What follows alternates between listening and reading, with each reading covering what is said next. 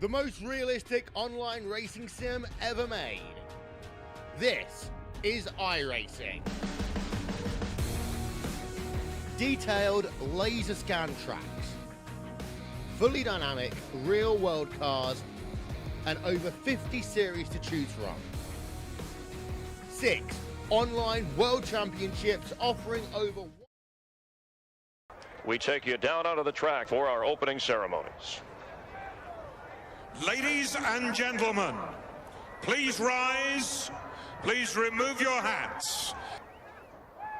Oh, say, can you see by the dawn's early light what so proudly we hailed at the twilight's last gleaming, whose broad stripes and bright stars through the perilous flight o'er the ramparts we watched were so gallantly streaming, and the rocket's red glare, the bombs bursting in air, gave proof through the night that our flag was still there. Oh, say, does that star-spangled banner yet wave o'er the land of the free and the home of the brave?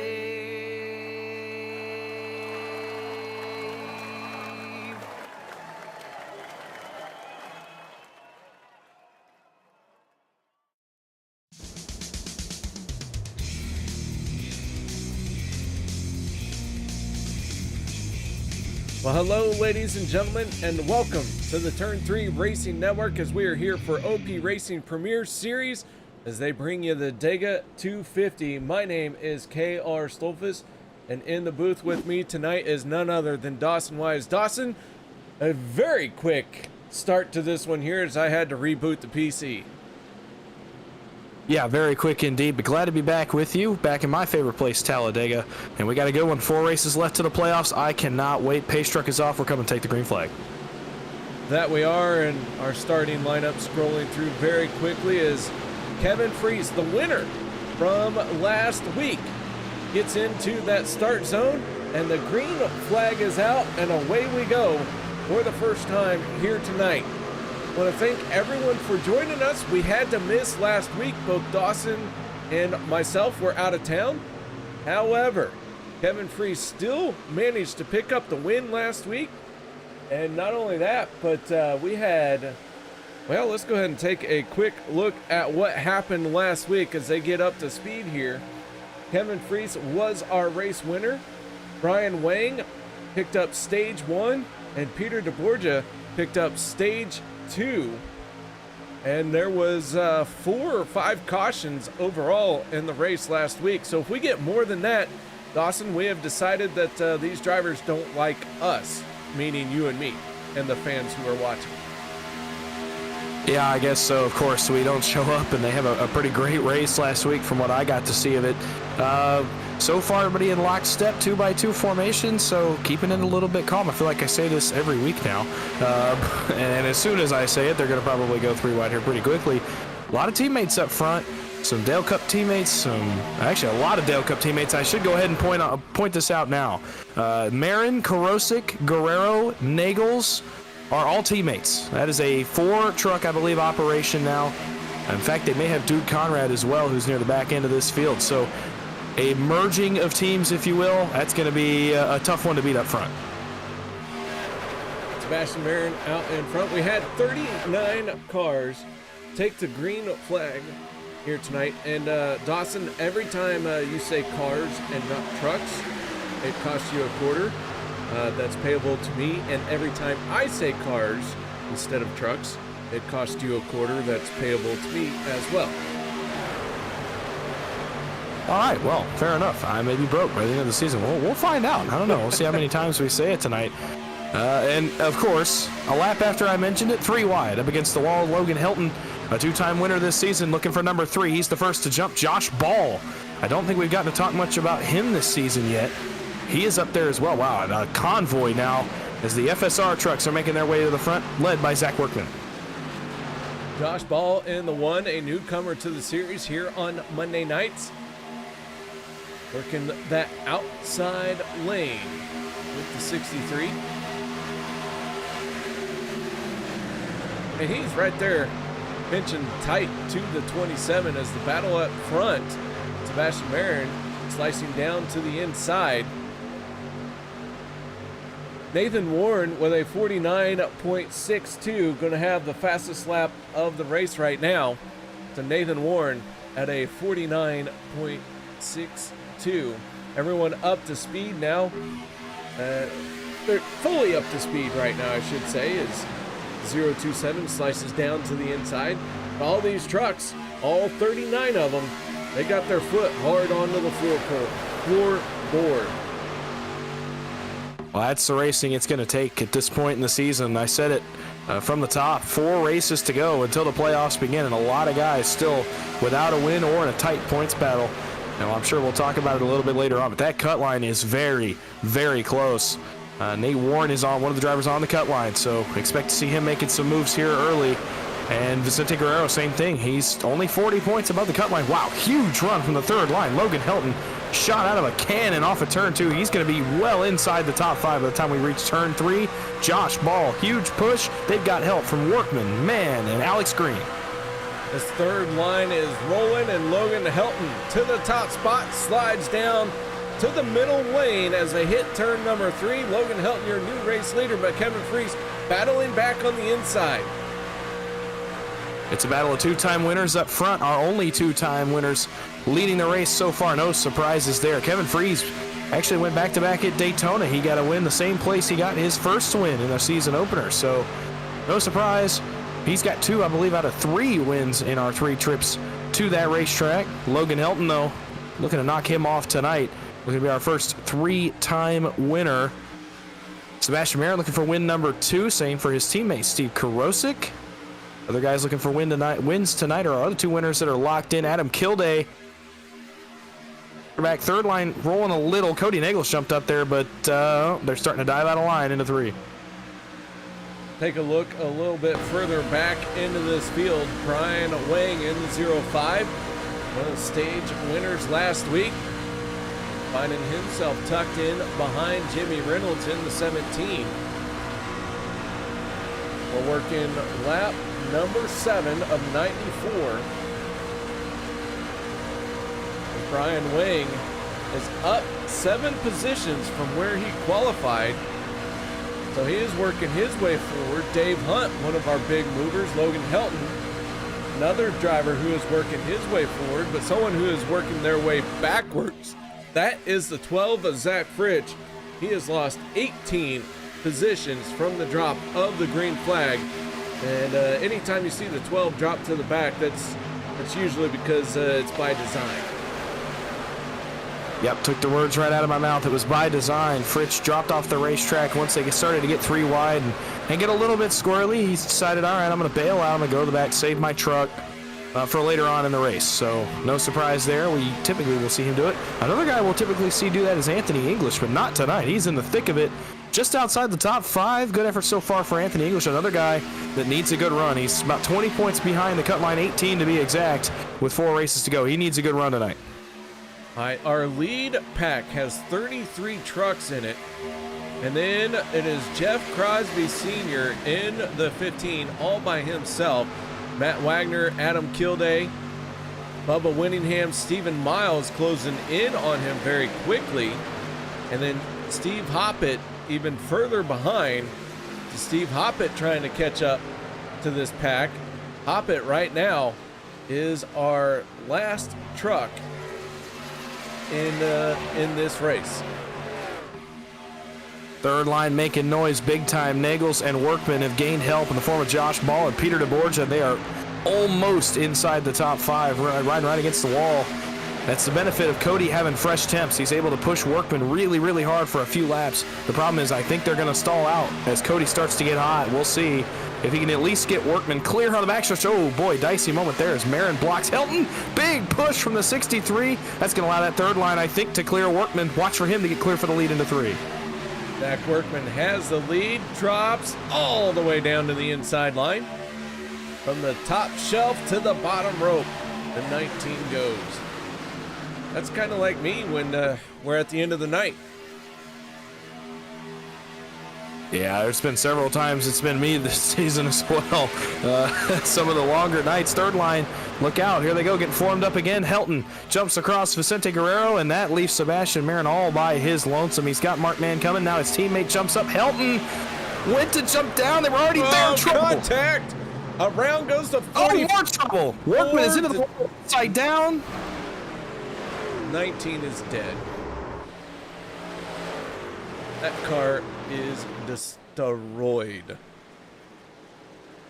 Yep, and the same can be said for Cody Nagels, who I think may have taken a trip into the catch fence there in turns 1 and 2. I saw one car truck, it's another quarter, get up there. I think it was Cody. Big time accident. Lot of damage, total destruction on this one. Our first caution of the night. Let's back it up, see what happened here. The 14 and the 6 get a bad bump, and then the 19 gets turned separate of that situation. So the incident really starts with the 14 and the 6, but somehow Zach Workman from the lead gonna get turned with a bad bump from the 25 and the 027, and then Cody Nagels airborne, but his tires rode along the fence and he was able to keep going. Yeah, not sure how he or Workman were able to drive away from this incident.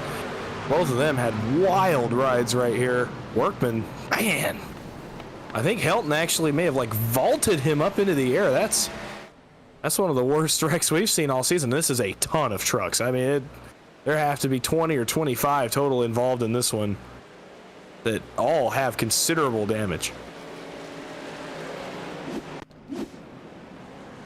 All right, so our first caution of the night coming out here right before we were getting ready for green flag pit stop. So we should see everybody onto pit road this time.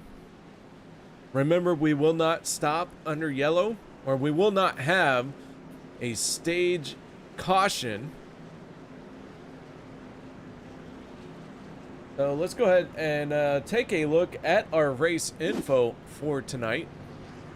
We are at Talladega, so that does mean there is room for 4 and 5 wide, if you will.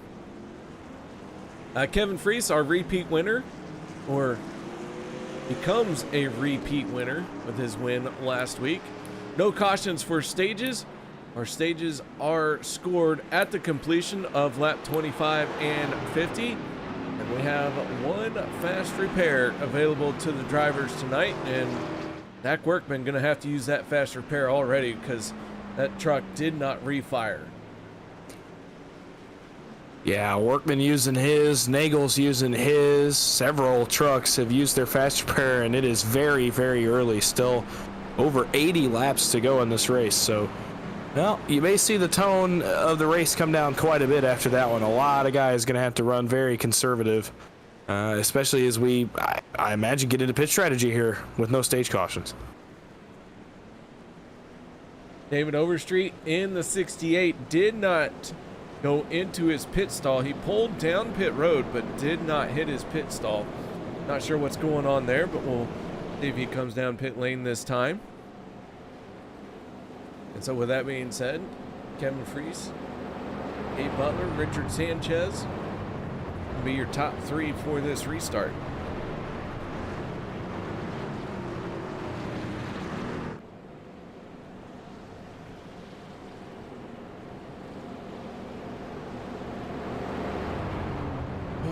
All right, Dawson. That's our first caution. I think after what, 3 more? They have 3 more, then we know what they think of us. Yeah, not the ideal start I was looking for our coming back after 2 weeks, but well, we'll see if they can get it together here now that a bunch of them have lost their faster pair. Did not expect to see that big an incident that close to the front of the field on lap 10, I can tell you that much. Lights go out on the Chevy Silverado. I do want to give a shout out to Miss Mara and Miss Tammy. Thank you very much, ladies, for joining us here tonight. Your drivers are going to do well for you. Right now, Mark Mann falling down the running order as he is on pit road. And Logan Helton in the 63 took a good bit of damage, so he is down the running order as well. That's all right, though. Plenty of laps left in this race. We'll get them lined up, fire it off, and send them off into turn 1 wide open once again. Yeah, we will. With a bit of shuffling here at the front of the field now that so many of our front runners were involved in that accident. It was pretty much every Dale Cup truck. I think the only one that didn't get a piece of it was Sebastian Marin. And regardless, he is nowhere to be found here at the front of the field. So, boy, right after I talked about him, figures, commentator's jinx comes into effect very, very early on in this one. But the shuffle begins. Richard Sanchez has made his way to the front. Same with Sean Stevens. Several others as well. John Guerra inside the top 10. Same with Sean McCara.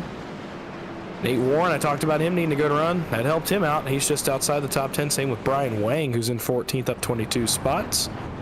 So some shuffling as some front runners are going to have to spend some time in an unfamiliar spot here after that early wreck. All right, as our pace truck pulls down to the inside, we will get back after it once again.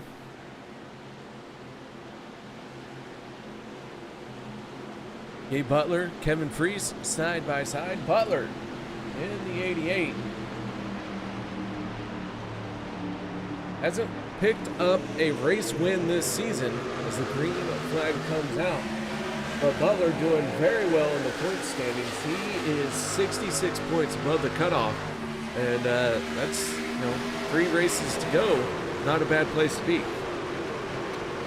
No, there's several guys that are in a pretty decent point spot, even despite not having a win. Cody Nagels, 128 points above the line. Peter DeBorgia closing in on 100. If he gets some stage points, he'll cross that mark here shortly in about 12 laps.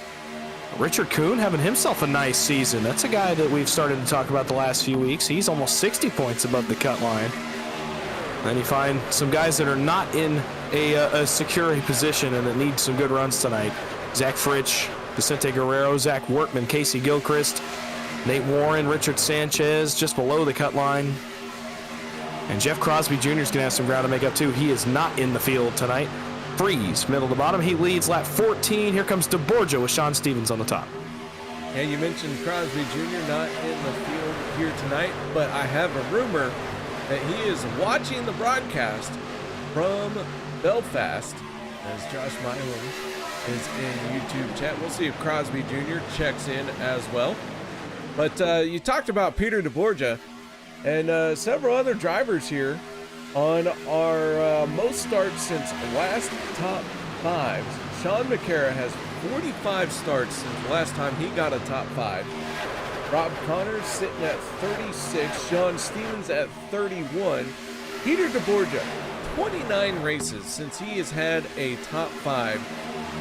That stat, as much as that 40 is up front, really has floored me because I see that 40 winning stages and all kinds of things, but come to find out, when it comes time for that checkered flag, he is not in the top 5.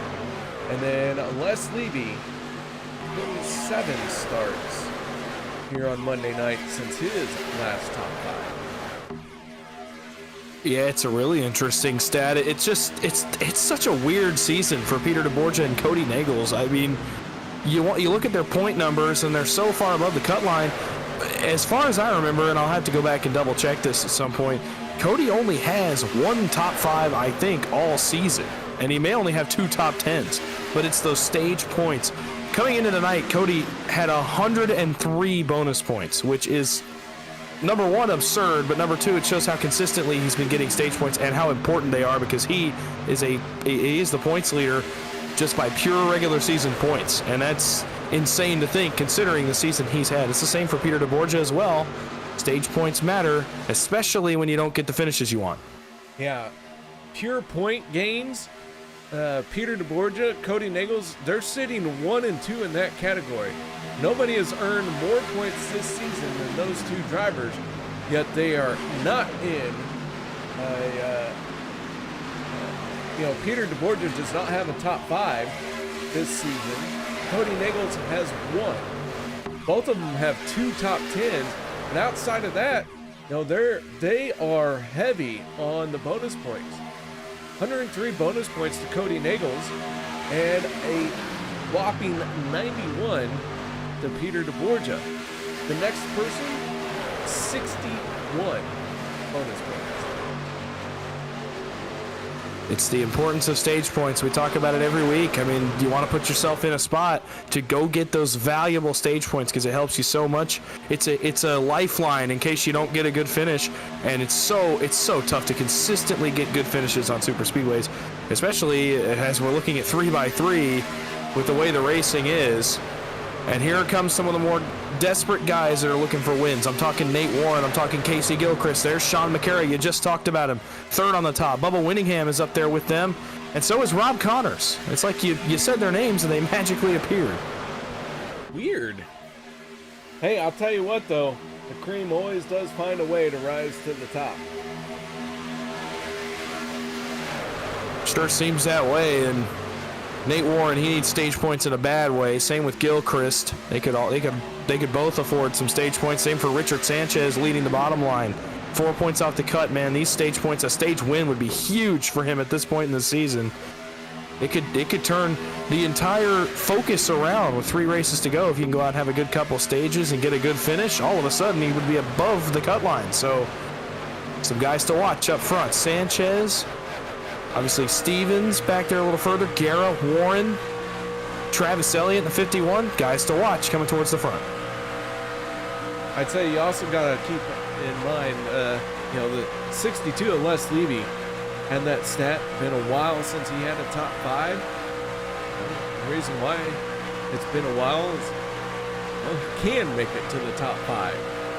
So we'll see if he can get it done here tonight. And I have a feeling this Maker's Mark 62 will find a way into the top 5 at some point this season. Yeah, it did.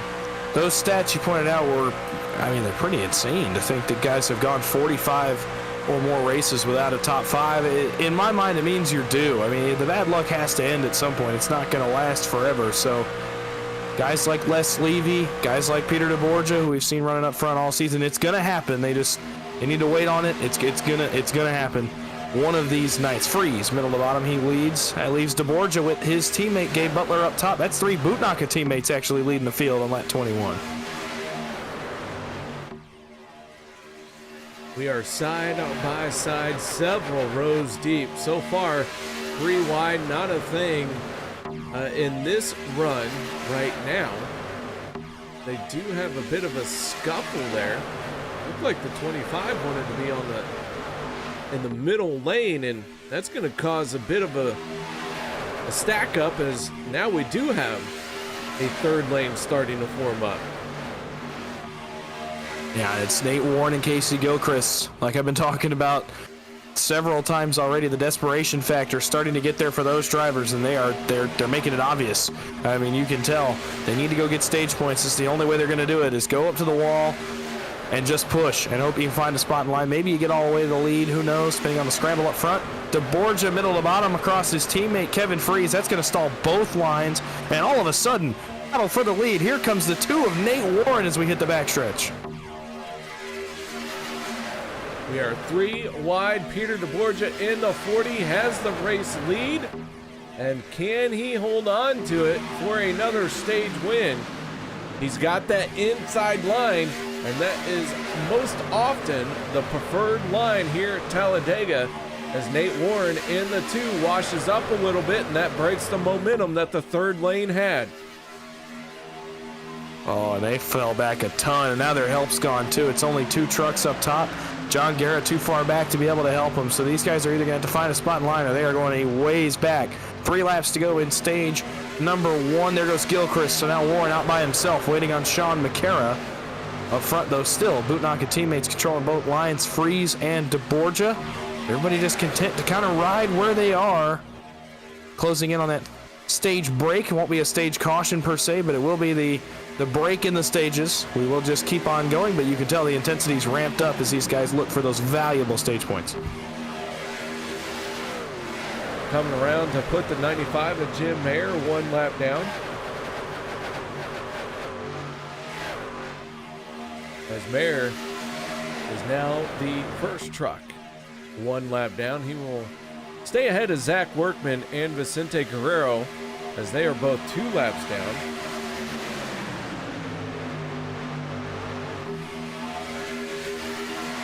All right, so things getting interesting here as we are now in the last lap of the stage. Keep in mind, the caution flag will not come out unless they decide to tear up each other, and that is what's going on. Andy Brigante into the wall, the 66 of Bubba Winningham sideways, the 08 of Dude Conrad. All getting into this one. Jeff Crosby Sr. in trouble. And that will do it for the stage. Now, I'm not 100% sure who was out in front. But it looks like maybe the 40 of Peter DeBorgia. He's going to cross the line to take lap 25. We'll see where they cycle behind the pace car, but I think you're right. I think it's DeBorgia that's going to get another stage win, and like I talked about, it's going to put him over the 100-point mark above the cut line. And that's exactly what he wanted to see. It's just 1 step closer to locking his way in the playoffs.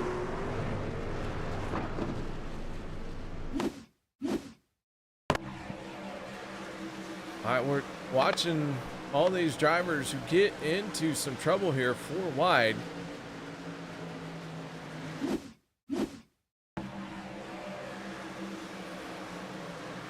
Bubba Winningham, wrong place, wrong time. He was trying to slow down. Dude Conrad, Cody Nagels, they were like, no, we're going to make you get involved in this crash along with us.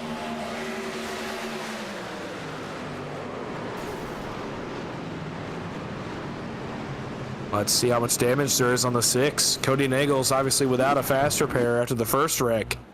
Well, let's see how much damage is on that truck. That could be a pretty devastating blow for that 6 truck here, still with a ways to go. All right, so Peter DeBorgia picks up another stage win. A few more bonus points going his way.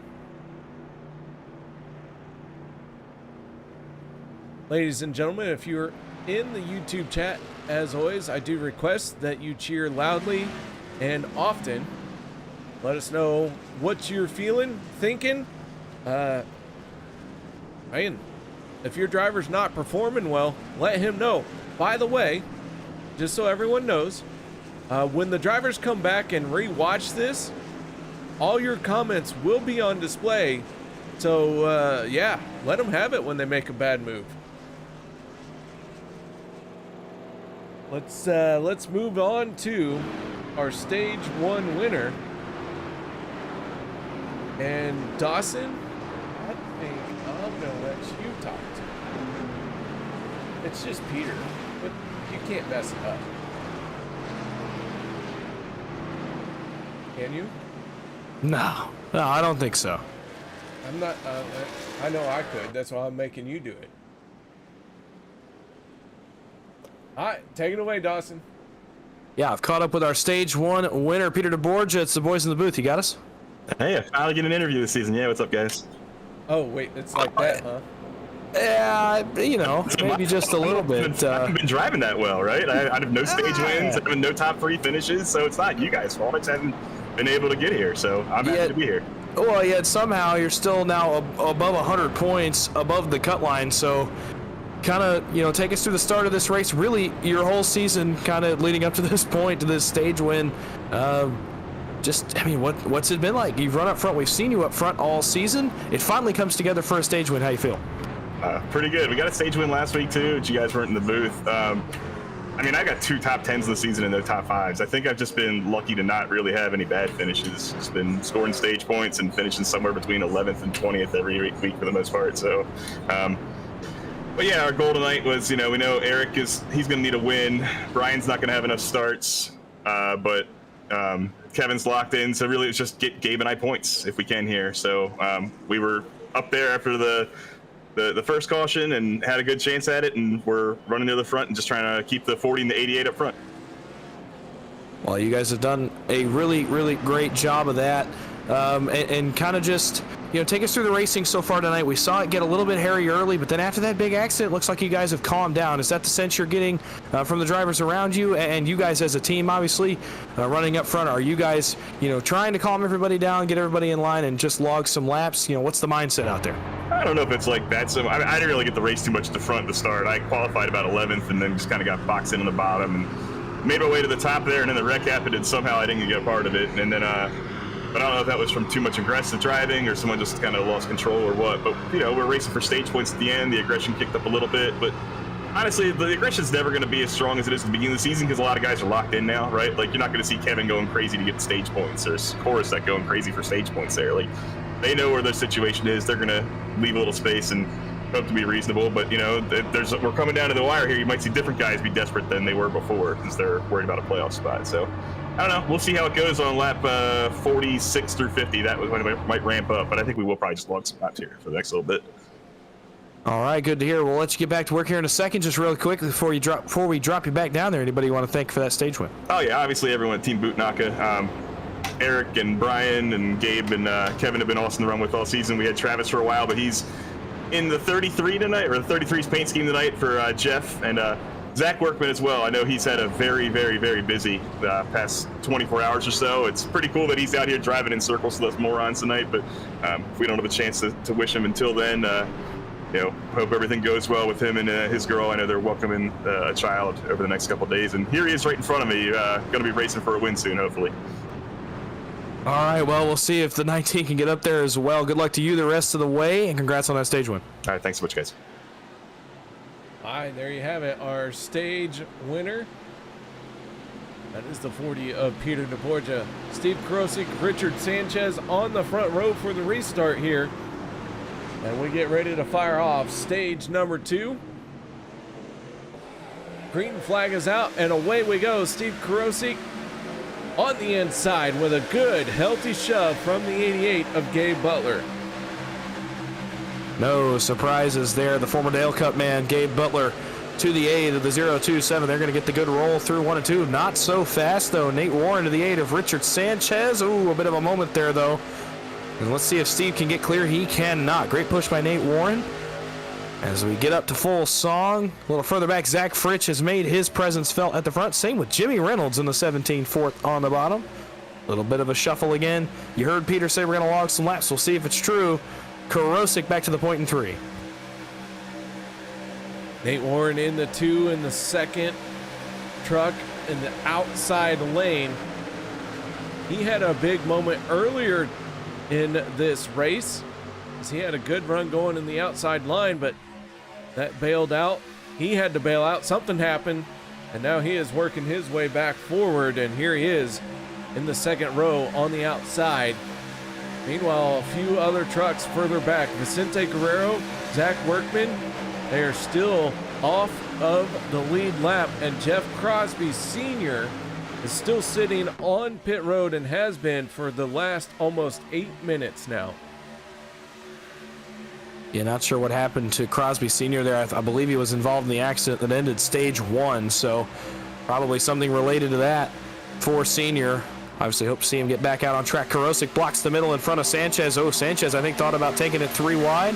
Fritsch thought the same thing. Cody Nagels is a bullet right now up against the wall. He's got help from Casey Gilchrist. He's coming to the front in a hurry. Karosik in the middle line, but you mentioned Cody Nagels in the 6, and he has the momentum on the high side as he has the 31 of Gilchrist on his back bumper. And that is the 19 of Zach Workman. Workman, who has had his share of issues here tonight, maybe on his last fast repair, if you will. We'll see what he's got in store, if he can make something happen. For now, though, still 3x3. Nagels might get clear. He's going to get awfully close. Oh, Gilchrist got out of line a little bit. That's going to stall their momentum as Karosik drops on the door of the 88 to side draft and keep that bottom line even. So still 3x3 now, 5 rows deep. The first 15 trucks lined up in formation. Everybody pushing on the guy in front of them, trying to get their line to move. Bottom line moves the best through 1 and 2. Oh boy, moment there as Gilchrist caught Nagels off center. Now Cody Nagels is clear. New leader, Cody Nagels headed back to 3. He's going to go all the way to the yellow line. Nagels down to the yellow line. The 31 of Gilchrist stays on the high side with Zach Workman on his back bumper. Steve Karosik and Sanchez in the middle lane. This stage going to end at the completion of lap 50. I do expect to see them make at least one pit stop. And whether or not we get a caution flag between here or there, I couldn't tell you. But so far, we've had 2 cautions on the night. Boy, the way we're racing, I don't know how long it'll be before the 3rd. Aggressive racing up front. As now the FSR teammates are lined up in the top lane. Here comes Zach Workman. He's going to poke a nose out front, I think, going into 3. I don't think he'll get clear of the 027, but he does have good help in the form of his teammate Zach Fritsch up against the wall. Still, middle lane is exactly the same. Gilchrist dropped top to bottom, led briefly. But now 3 wide, goes back about 9 rows total as the 3rd line has grown to a lot more trucks. 3x3 all the way back, coming down to complete lap 32. On board with Dude Conrad in the 08. Conrad finding himself well down the running order and has lost quite a few positions from where he qualified. But he is still on the charge, still out there on the speedway, and he is using that 3rd lane to gain himself lots of ground right now. A brief moment between Workman and Karosik, some netcode off of turn number 2. A very, very interesting moment there as they got connected. Vicente Guerrero, he just kind of has to move out of the way, and that is notable because as they run, now that's going to put Workman in front of Guerrero for the free pass position. So it's going to be interesting to see how this plays out as Guerrero goes a 2nd lap down. So that's going to give Workman, as they run at the line, I believe, the free pass position. We'll double check scoring on that as the field starts to drop back down to 2 wide. Still some stragglers up in the top lane though. Zach Workman in the 19, Casey Gilchrist in the 31, Steve Karosik in the 027. And here comes Nate Warren in the 3rd lane. That number 2 is rolling very well right now. And Warren on the top shelf with the 12 of Zach Fritsch. Earlier in the race, Zach Fritsch fell to the back, and now here he is all the way in a battle at the front of the field. Pit stops a little further back. I think it was the Bootnaka trucks. Kevin Freeze is the first one I saw dive, and it is. Freeze, Butler, I believe Brian Wang, DeBorgia, Eric Laurie, and Les Levy tag along our first green flag pit stops of the night on lap 34. All right, so green flag pit stops underway. Now the rest of the field has to respond to Team Bootnaka. We'll see how this plays out. Typically, the first group of cars or trucks on pit road in a super speedway race come away with the race lead. So we'll see how this plays out. Off of turn number 4, we're going to see if anybody else makes the left turn onto the apron, and they do. On cue, it's the Dale Cup boys. Oh, it's only 2 of them, though, as the rest of their teammates did not bail the pit road. It's only going to be Karosik and Nagels. Oh, some trucks a little further back decide to follow them on the pit road, so maybe the saving grace is I think it's Steve Hoppett got out of shape. I think that's the 131 I saw off the pace back there, spun out. So, oh boy, disadvantage for the Dale Cup boys is only 2 trucks pit on that round. Sanchez, our race leader, Workman, Fritch, Gilchrist, all right there as well. Workman not on the lead lap, keep that in mind, but he is doing everything he can to try and make himself be on the lead lap. So the 19 working real hard right here. He has every right to be digging just as hard as these race leaders are. Wow, another lap, no pit stops that time by. Interesting. So perhaps the 2 Dale Cup teammates and the Bootnaka teammates have undercut the field a little bit. An interesting strategy decision now the long green flag run can bring. Let's see how long before the rest of the field decides to pit. This is going to be odd because if those 8 trucks that pit decide to get linked up here, I don't know, they may start making up some time. This is going to flip the field. I think we're going to see some very interesting strategies come into play. And one thing to keep in mind, Peter DeBorges said we were going to see a long green flag run. And I think we're seeing it right here. And now you have to keep that in mind for how you play your strategy, because if we stay green even throughout the stage, then you're really setting yourself up in a bad spot if you don't play your cards right. Oh boy, some developments in that second group as the Bootnaka teammates and the 2 Dale Cup trucks have linked up. They are lined up 1 through 6. They might have Les Levy and Eric Laurie to help them here in just a second as they pull up to the back of this draft. And all of a sudden, that becomes an 8-car line. We're going to see what kind of lap times they run compared to the leaders, because this could get very, very interesting with those trucks lined up nose to tail. Yeah, that group of drivers being led by the 88 of Gabe Butler, they find themselves 32 seconds behind the race lead as the yellow flag is going to come out. And I believe David Overstreet is going to be the one who triggers the caution here as the 68 goes for a big spin, tags the inside wall.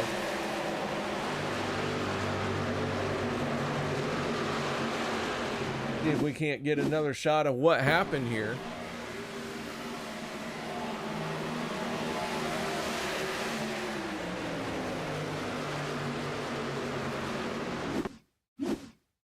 See if we can't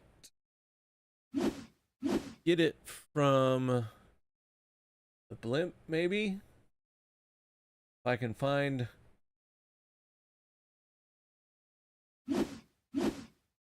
All right, let's see if we can figure it out from this angle. Looks like maybe just 77 and the 68 not square on the bump there down the straightaway. Yeah, that's a tough break for that second group that I think we're going to benefit from a green flag run, as I don't think this was going to be a caution until Overstreet slides back up onto the racing surface. And once his tires cross the yellow line, it's obviously going to trigger the yellow flag. But up until that point, I think we were going to stay green. And for that second group, boy, that's a tough, tough, tough break. Yeah, I agree with you. That 68, if he gets it woed up before those back tires go across the yellow line, we stay green. But that is not what happened. And now everyone on the pit road who has not made their pit stop, and our first group of drivers who did come down pit road find themselves in the race lead. Steve Hoppett in the 131 going to get the waiver round. He will get back on the lead lap. Good to see Steve Hoppett back on the lead lap.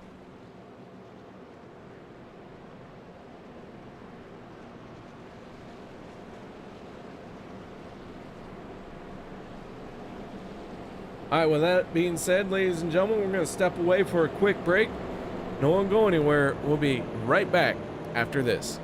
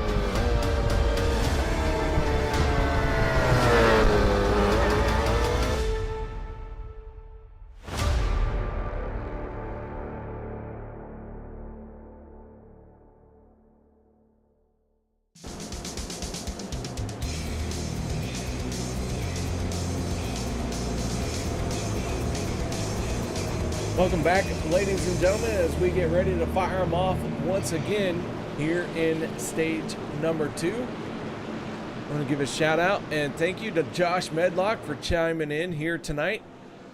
Josh, big part of OP on Saturday nights. To Dawson, here we go, another restart. We are at, what is this, caution number 3, so they got one more to go. And then, you know, after that, I guess we just cancel the rest of the season. Yeah, I don't know. We're getting close to that number, so these guys better tighten up. Up front, Bootnaka teammates, so these guys cycle to the front while pitting earlier than the rest of the field. But I think if it had gone green, this would have been a serious flip in the race. Unfortunately for them, it's going to stack back up. Green flag back in the air for Gabe Butler in the 88. He gets a push from his teammate up top, Kevin Freeze, Steve Karosik, Ryan Wang. And further back, guys start to shuffle 2 by 2. Everybody kind of still staying in formation through 1 and 2. As they stay side by side, we have 36 trucks on the lead lap. Jeff Crosby Sr. looks like he is still on pit road, but officially not out of this race. I'm not sure what they are doing to that truck, if they are going to try and get back out there, but so far they haven't put it behind the wall, so he is still in contention in this race. Of course, he's not going to be able to win. He is almost 20 laps down at this point, but got to appreciate a driver who doesn't want to give up. Yeah, got to respect the commitment to stay on the racetrack, try to salvage some points. Although it's not a huge issue for senior, as he is locked into the playoffs by virtue of a win earlier this season. So obviously no need to push the issue here. He is locked in. He's, I believe, close to minimum starts. So we'll see how it works out for Crosby Senior. Everybody still 2x2, just side by side, taking it easy here early on in this run. 8 laps to go in stage number 2 as we close in on some more valuable stage points. The same players up front looking for all those stage points off of 4. Still all Bootnaga up front. Steve Hoppett back on the pit road. He now is leaving pit lane. He had just gotten back on the lead lap, and here he is going to get swallowed up and put 1 lap down once again. You can find all your information about Steve Hoppett at over on Facebook at MD for Mad Dog, MDR, Mad Dog Racing Australia. And if you don't know, Steve Hoppett is, well, he might have all 4 wheels down right now, but in his hometown, his 4 tires would be pointing to Jesus. Whoa, we almost had a few more that were going to be just like him there for a second as DeBorgia and Butler. I don't know what in the world happened right there, but all of a sudden Gabe Butler shot to the right in the middle of turns 3 and 4 and almost caught the 027 of Steve Karosik. That would have been a massive incident right at the front of the field. We keep it straight though. Karosik gets the lead out of it. He's going to stay in the middle with Kevin Freeze, but it brings the top line to the leaders, Zach Fritsch and Travis Elliott in disguise there on the 3rd line. Decided to come wearing his best Jeff Crosby Jr. costume. How about, I think I've seen that paint job before, KR. Maybe. Where have you seen it before is the real question. Well, I figured by now we'd get some input from Mr. Crosby Jr., who we have heard is tuned in tonight. Travis Elliott running the paint of Jeff Crosby Jr. It's confused me a couple times tonight, I'll be honest. Sometimes I kind of forget that Jeff's not here, especially since every time I see Travis Elliott, he's pushing an FSR truck, so he's really trying to make it accurate tonight. Yeah, I will say, it is always fun that these guys do these things from time to time with their paint schemes. And you know, nobody takes themselves too serious or not. So, always fun.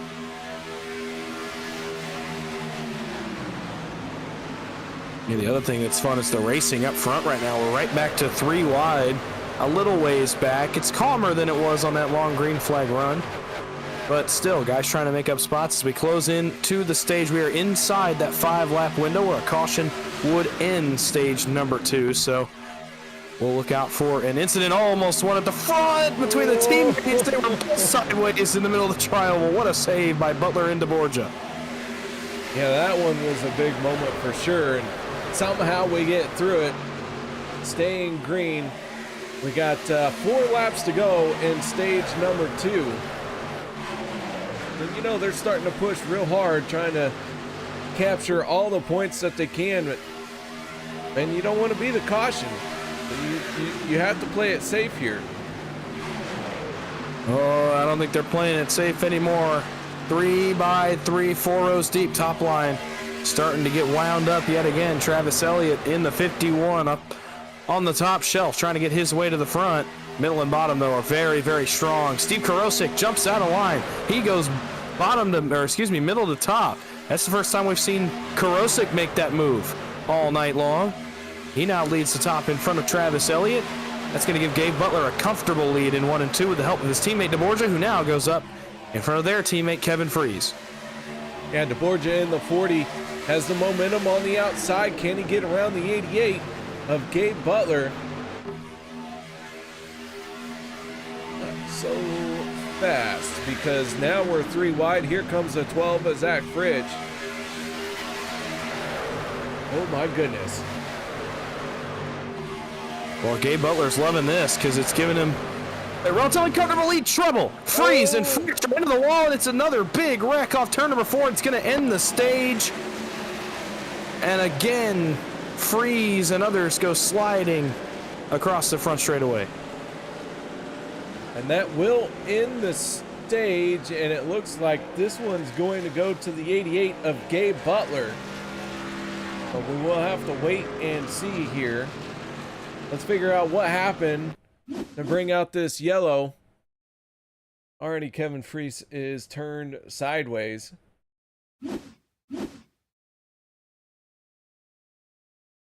Let's take a look at it here, and you can see the 12 gets turned on the high side, collects the 25, and then everyone's scattering from there.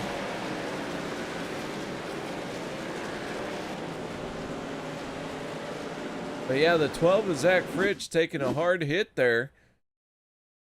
He got rear-ended, didn't like it too much, and showed his displeasure by taking it out on the 25 of Kevin Freese. Yeah, and this is a tough break for Karosik and Freeze. I'm not positive either of those guys still have a fast repair. We'll have to see after that first incident. You can repair a lot of damage in the trucks, so they may still have it, but a possibility that they do not. Kevin Freeze, that's for sure going to be a fast repair. He was losing parts there on the front straightaway. There's some pieces of the 25 out by pit entry, I think. All right, so on to pit road, the 88 of Gabe Butler. First one on the pit road, and I expect he will bring almost everyone on the pit lane. And he will be credited with the stage win. Good to see Gabe Butler picking up another stage win.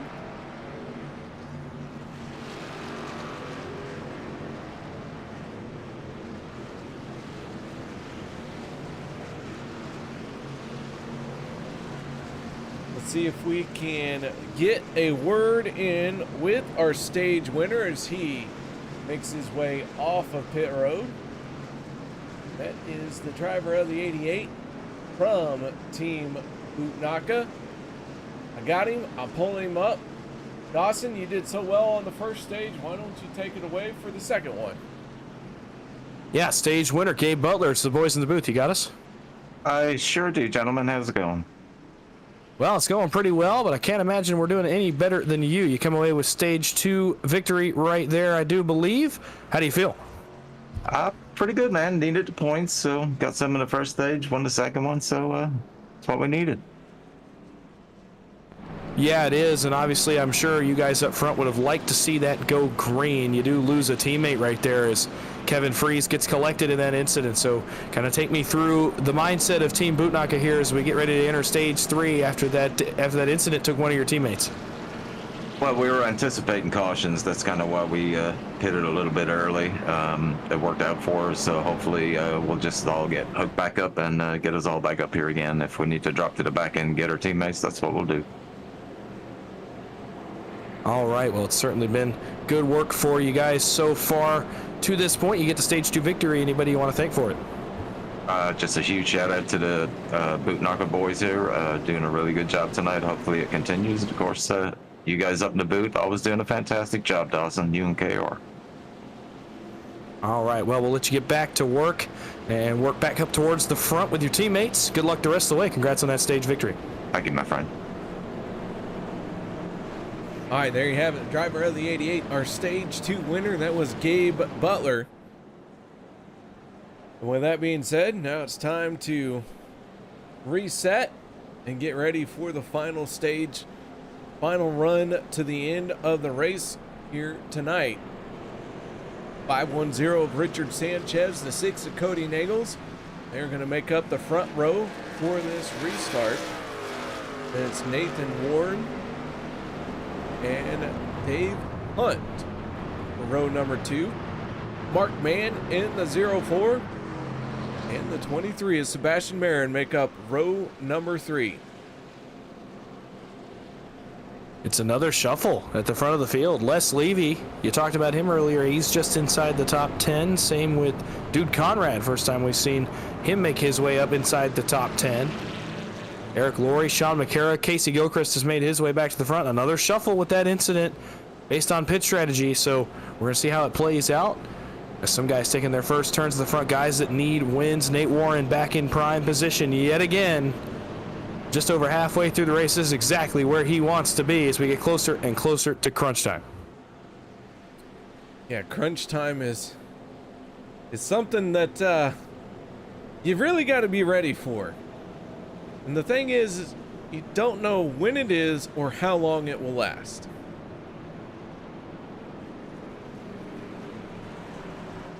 You don't certainly hear. Usually it can start anywhere from about 10 or 12 laps to go to even 25 laps to go, especially if a pit stop is involved, which fingers crossed we get to that point tonight. Here in the last 43 to go, so we will still have to make, I believe, 2 pit stops if I've done the math right.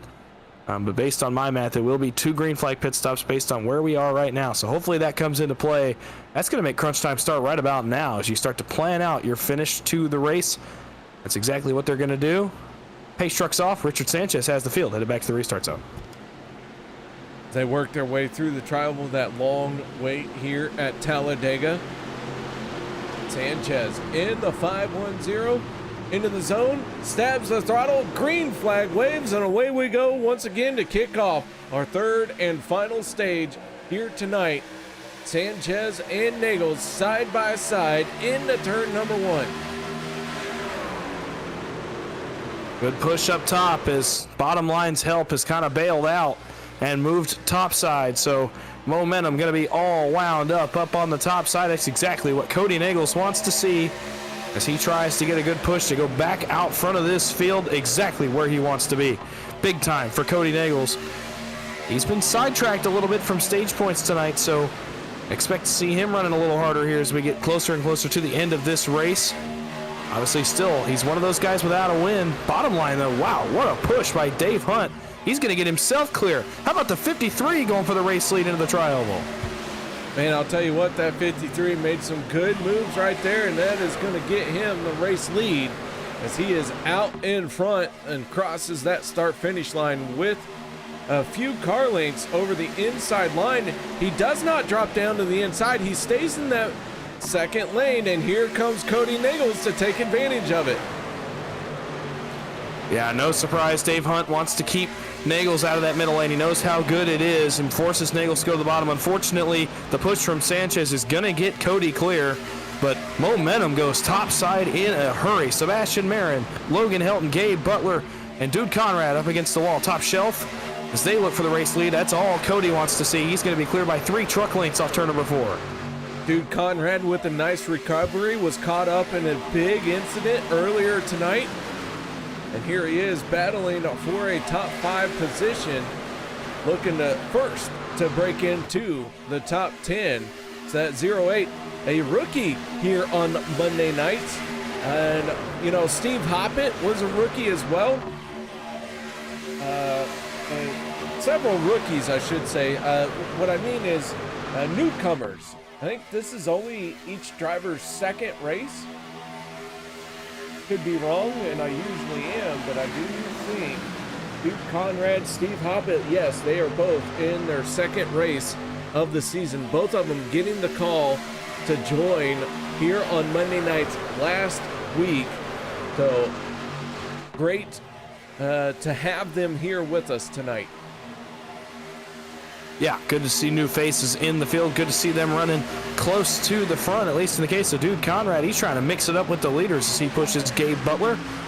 I believe he is running with the Dale Cup team tonight, so not surprised to see him helping a Dale Cup allied truck in Gabe Butler, and obviously the Dale Cup teammates that now run up front, Nagels and Marin. So 2x2, all of a sudden, Dale Cup has several trucks back up in the front of the field. Steve Karosik's the one I see that's missing.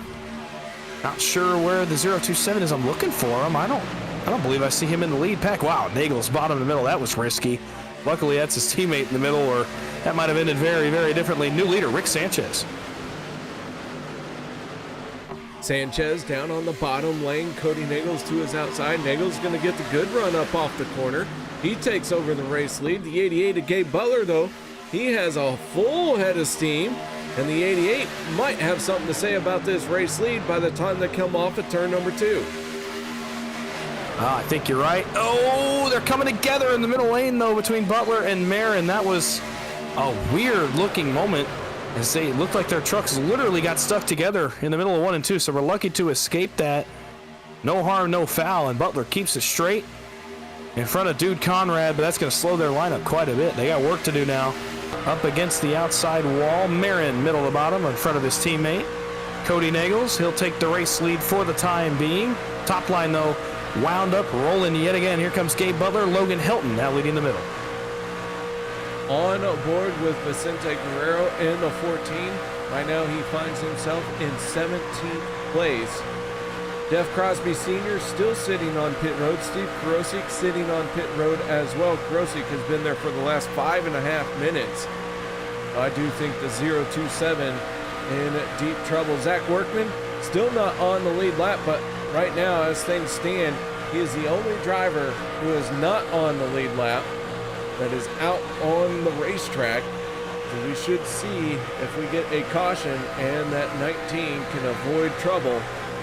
We should get back on the lead lap, and that'll put everyone on the speedway on the lead lap. Yep, another shuffle up front. Logan Helton, the new race leader, by a couple of car lengths, and he just threw a massive block on the 23 of Sebastian Marin. Wow, I'm not sure how he picked that up, because Cody Nagels went with his teammate and they just got cut off. They're still trying to get around the 63. Dave Hunt says, all right, I'll take that real estate. He goes middle to bottom with the help of Nate Warren. Helton throws the block on the bottom. Oh boy, starting to get a little bit wild up front. That's going to allow Butler right back into the fight for the lead on the backstretch. As they make their way down the backstretch heading for turn number 3, they are side by side, 3 wide into the corner. The 63 of Logan Helton trying to pick up his 3rd win of the season. Has a long way to go still before we throw that checkered flag, but anytime you see that 63 get out in front, oh boy, hold on, because he is very hard to remove from the top spot. Yeah, he is clearly, since he's thrown a few blocks here in the last few laps to stay where he is, leading the bottom line. As Gabe Butler now dead even with the leaders, actually going to poke a nose out front briefly into turn number 1, thanks to the help of Dude Conrad. How about Dude Conrad? Second race on Monday nights. He is mixing it up big time. He is in the mix with about 35 laps to go. How about that 08? He may be building himself up as a contender tonight, and I believe he might get Butler clear. It's going to be awfully close off into 3. Gabe Butler, our stage 2 winner, still battling tough in that 3rd lane. Falls back just a little bit compared to the inside line as the 6 of Cody Nagels takes over the race lead. But this is going to keep changing hands here. And they are all fighting tooth and nail for each and every bit of ground that they can get. So far, this one is staying clean here in this stage. This is excellent racing up front right now, and some guys have shuffled their way forward. Sean McCara in the 71 makes his presence felt. Same with Bubba Winningham and Jim Mayer. They have made their way to the front of the field as we get closer and closer to that final pit stop, really the final 2 pit stops, I believe. They are in prime position now as well. Casey Gilchrist, Richard Kuhn, David Overstreet a little further back. They are in the mix now as well. So some guys that we haven't talked about a lot all night, they have made their presence felt exactly at the right time. Nagels blocks his teammate, bottom to middle. Back to the line, going to be Nagels versus Helton for the lap lead. Here comes Butler up against the wall, though. Gabe Butler in the 88. Still on that 3rd lane. Has been there for several laps and has been working for him, but the ebb and flow as these trucks work their way through the corners. Sometimes he has a race lead, sometimes he's outside the top 5, but regardless, he still continues to be the leader in the 3rd lane.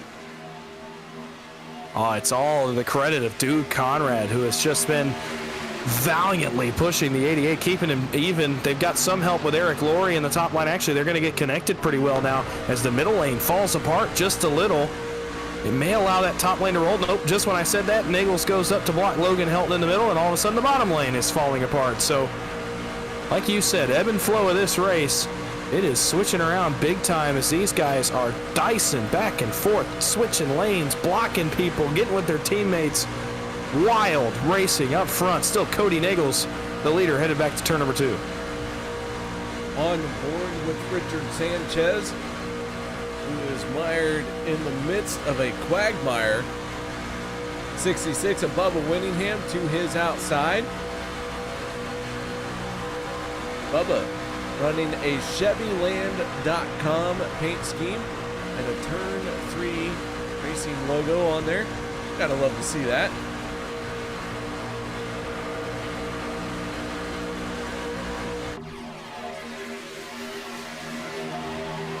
Not Zach Workman's night. He is going to go a lap down here once again. In fact, that will put him 2 laps down. So a tough break for the 19 of Zach Workman. Steve Karosik has made it back out onto the racetrack.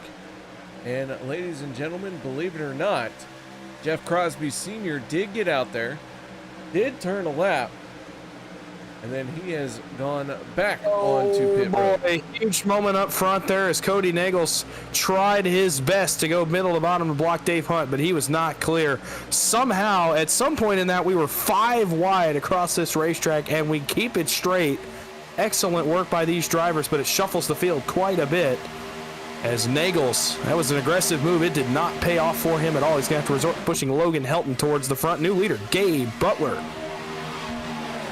88 across the start-finish line, scored himself another lap led. And Jeff Crosby Sr., after his pit stop, is now coming back out onto the speedway. So that will give us all 39 trucks on the racetrack. Only 36 are on the lead lap. Last truck on the lead lap is the 131 of Steve Hoppett. Yeah, and you could put about 20 or 25 of them under a blanket here. Maybe more than that, looking a little further back. As, man, this is excellent. I cannot say enough about how great this has been. Vicente Guerrero dives to pit road. He was off cycle, got the wave around. Unfortunately, I believe he's going to be another lap down. Steve Karosik shot out of a cannon on the top line with the help of Zach Workman. Holy cow, what a run by the 027.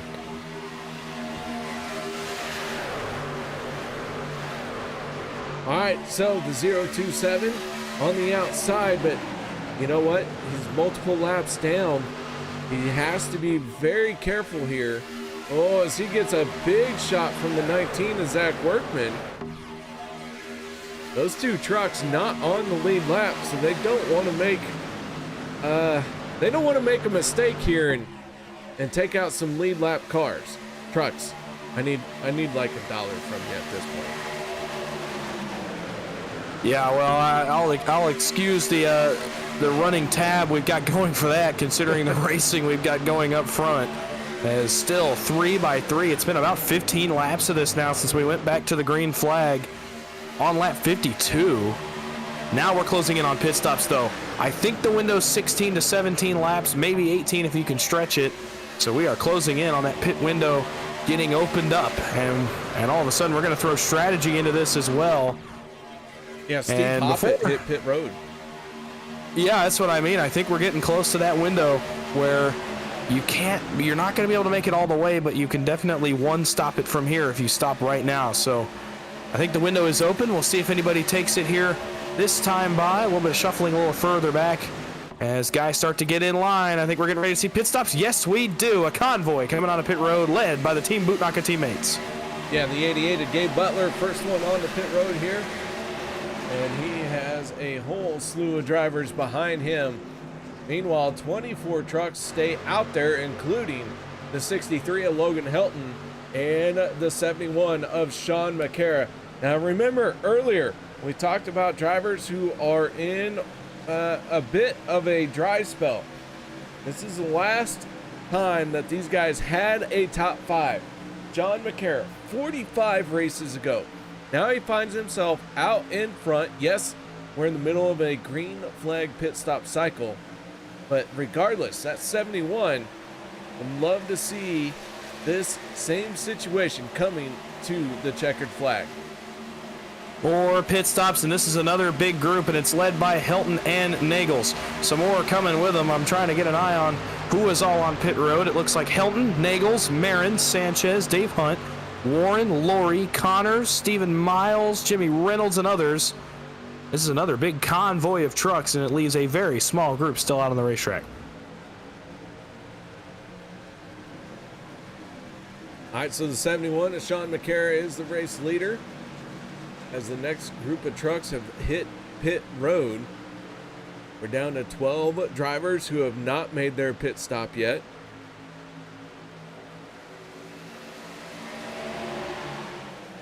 Sean McCara in the 71 being pushed by the 44 of Anthony English. And this time, these guys are going to hit pit road. The 19 elects to stay out. The Workman going to clear himself of our race leaders before he comes down pit road. Utnaka's group is 2x2, so they're slowing themselves up. That's going to allow the group led by Logan Helton to actually break away a little bit. I don't think they're going to be able to stay out front.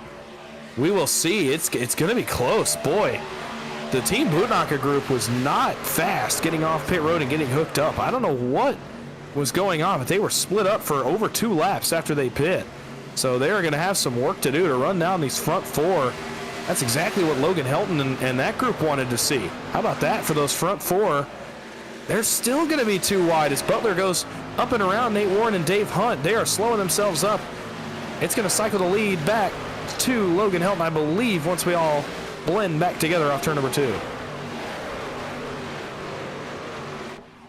All right, now we're really starting to see where everyone is going to shake out after this cycle of pit stops. And the 63 of Logan Helton passes the 71 of Sean McCara with the 23 of Sebastian Marin, third truck in line there. And now it's all about getting all you can throughout the rest of this race. And Logan Helton in the 63 is out in front.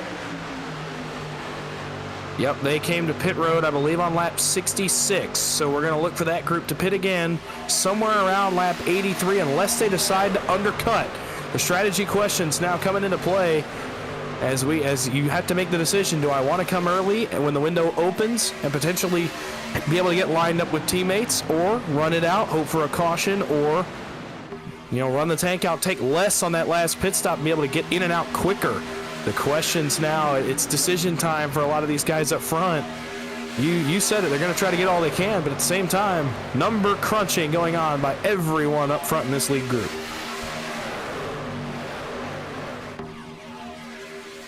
Logan Helton, bold move to the outside. The 40 of Peter DeBorgia still looking for a first top 5 in a long time. What's he got in store for these guys? Maybe he has a trick up his sleeve or two.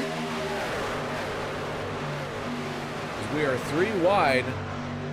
Remember, earlier I said we had room for 4 wide, and we have seen 4 wide, 5 wide, but we haven't seen it on a steady basis. I have a feeling as we get closer to the end of this race, we're going to find just how much these guys really want to take it 4 wide. I think you're right, and I think there's several guys in this field that are definitely willing to do so. Some guys that may feel like they have to make a desperation move like that, and we're going to find out. I mean, this has a big race feel to it. It really does. This feels like a high-stakes race, and it's just a regular season race. Nagels, bottom to middle. He'll retake the lead. Maybe DeBorgia gave him a nice challenge there as he is pushed by Kevin Freeze topside against the wall.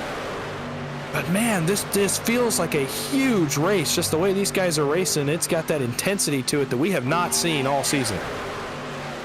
Yeah, it really definitely has a very intense feel to it, where they are all getting everything that they can. We have had a couple of cautions, and with 23 laps to go, still a lot of racing to do. But one more pit stop on the horizon. When they come down pit road, though, that's the thing. That's what I was kind of talking about. The window technically will open, assuming they can run. We're going to go conservative and assume they can run 16 laps. I think they can go 18. If we assume 16, it opens on lap number 79. When we hit 16 laps to go in the race, if you can go 18, it opens 2 laps before that at lap 77 here in about 4 laps from right now. So once the window opens, we'll have to keep an eye on some guys that maybe want to try to flip track position. Some of those guys that can get lined up and run fast lap times, you might see them pit early and get hooked up and just run away from the rest of the field. A race-winning decision could be made here very, very shortly. Yeah, and the thing is, you won't know it's a race-winning decision until you've won the race. Until then, it's all a gamble, and you're just hoping for the best. Wow, that's really all it is. It just kind of adds another element to it when you throw pit stops in. Oh, trouble! We may not get that answer after all, as Elliott and Kevin Freeze and several others come together and slide off the banking in turns 1 and 2. Travis Elliott in the 51 comes to a stop in the grass, grabs a gear, spins the tires, and gets rolling once again, but the yellow flag is out, and once again, we have quite a few trucks in trouble. Going into turn number 1, 25 makes contact with the 12, and then everyone scrambles from there.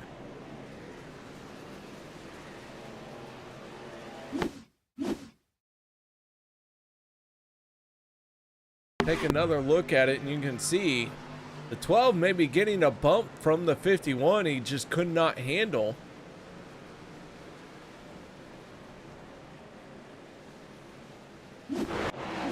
So with the yellow flag flying once again, and we will right now at 20 laps to go.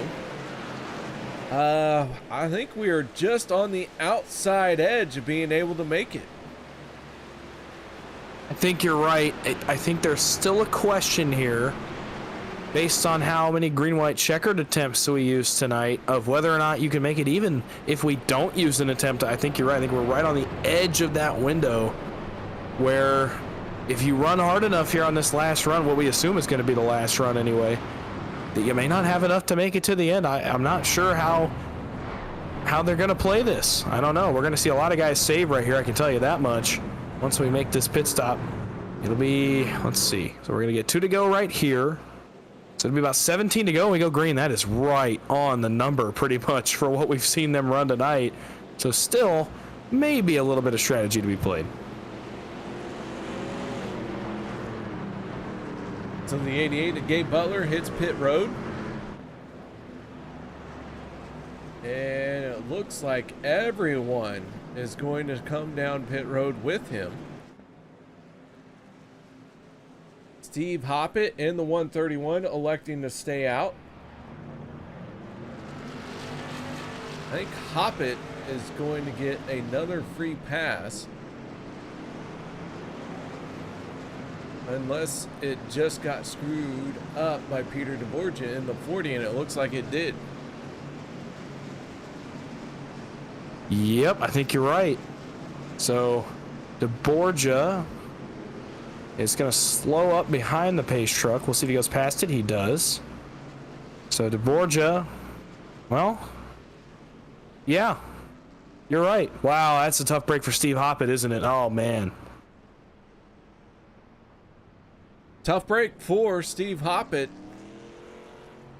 But it is what it is. The 40 of Peter DeBorgia made his pit stop and got off a pit road before the 131 was clear of the blend line, if you will. So, yeah, Steve Hoppett trying to be a wave around situation. Now doesn't get that wave around. No, that's a tough break right there. He thought he did everything right, staying out and getting off cycle. Unfortunately, not going to work out for him. As, actually, you know, I tell you what, KR, and tell me if you're seeing this too. Steve Hoppett's not even a lap down on my scoring. I don't know, maybe my scoring is wrong, but he's actually scored position number 2. Correct me if I'm wrong. He is obviously scored position 2. But the thing is, he didn't make a pit stop along with Peter DeBorgia. Neither one has been into their pit stalls, and here they both come. So, okay. All right, you're right. There you go. They just wanted to come down pit road when it was less busy. And, you know, it prevents the traffic jam, makes it a little less stressful. Peter DeBorgia gets to stay out and lead a lap. Steve Hoppe gets to stay out an extra second, and he'll be on the tail end of the lead lap. Actually, I'm pretty sure got the benefit of that caution in that he was able to catch back up to the pack. So it all works out in the end, but these guys are making us work really hard even when we're under yellow. So, oh well, they both come down pit road. Now we'll re-rack it back behind the pace truck. All right, so the 88 of Gabe Butler now scored as the race leader. The 6 of Cody Nagels to his outside. Then it's the 23 of Sebastian Marin, the 510 of Richard Sanchez, the 44 of Anthony English on the inside of row number 3, and the 53 of Dave Hunt outside row 3.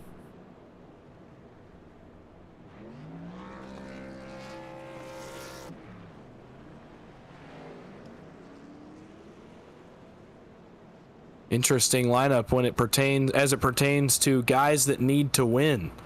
As I look at it right now, I'll get the handy graphic up here and get an idea. Cody Nagels basically locked in based on how he's been running and the stage points he's been getting, but not mathematically locked in yet. So obviously he would like to win tonight, get that over with, not have to worry about it. DeBorgia, same thing. If he gets a good finish tonight, he's going to be virtually locked in, just not mathematically locked in quite yet. Gabe Butler does not have a win. He's 65 points above the cut line. A little more than that now that he's got that stage win and some more stage points in stage number 1. He would like to win. Les Levy's in the top 10. He would like to win. Anthony English is below the cut line. Same with Richard Sanchez. Same with Dave Hunt. Same with Casey Gilchrist, who's just above it. Ooh. With 20 laps to go, a little under that, this is going to get really, really interesting. All right, here we go. Field stacked up 2 by 2. We're ready to fire them off. Green flag is out. 17 laps to go. Oh my. Hold on to your butts. Yeah, a lot of different point scenarios, a lot of different levels of desperation, if you will, are present at the front of this field. Some guys in very, very different scenarios right now, and all of them vying for a race win to lock their way into the playoffs.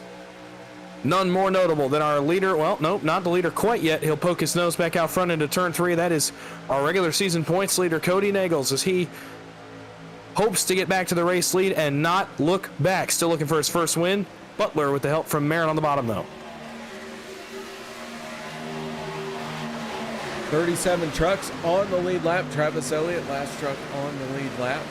Steve Karosik, Jeff Crosby Sr., both out on the speedway after their extended stays on pit road.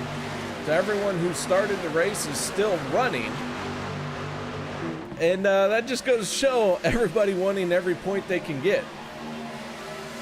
Yeah, everybody out there is looking for any extra points they can get. As long as there's still a little ways to go in this race, they're obviously going to try to get some points as guys continue to retire from the race, take their trucks behind the wall. Just going to try to stay out, gain a couple more spots, and call it a night, gain some points.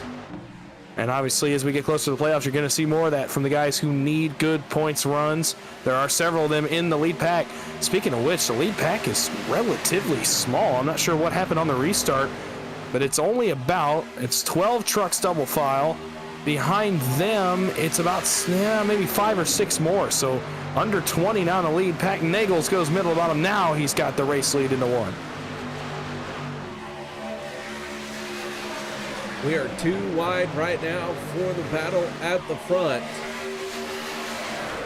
This first group of trucks have broke away. 17 trucks in this lead pack. Logan Helton in the 63, bringing up the tail end of this field with 15 laps to go. I shouldn't say field, I should say this group, with 15 laps to go. And then a whopping 3, almost 4 seconds behind them is our second group. Jimmy Reynolds in the 17 going to peel off for pit road. So Reynolds into his pit stall, maybe for what could be the final time. Not sure what's going on there, but this group is 3 wide, and they are the second group on the speedway. They need to get single file if they want to catch up to this lead pack. Running 3 wide is not what you should be doing right now. No, absolutely not. I think they're trying to communicate that and get lined up, and if they do, I think they can run this first group down, because this first group's going to be too wide for most of the remainder of the race. Not going to be much calm up here in the front of the field, at least not for very much longer. I feel like we're just getting to that point where you really start to make your race-winning moves here, or at least you start to think about them. But this is exactly what Cody wants to see. It's the calmest it's been for him all night. It's all the 6 truck with 13 laps to go as he continues to hope for that first win of the season.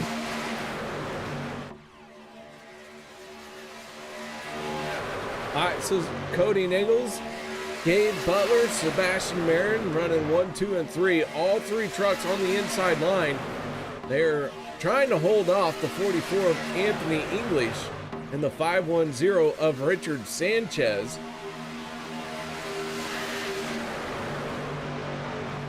As it looks like that second group starting to form up, and they are closing in just a little bit. Last time around, that second group had gained some ground, but they're still not where they should be.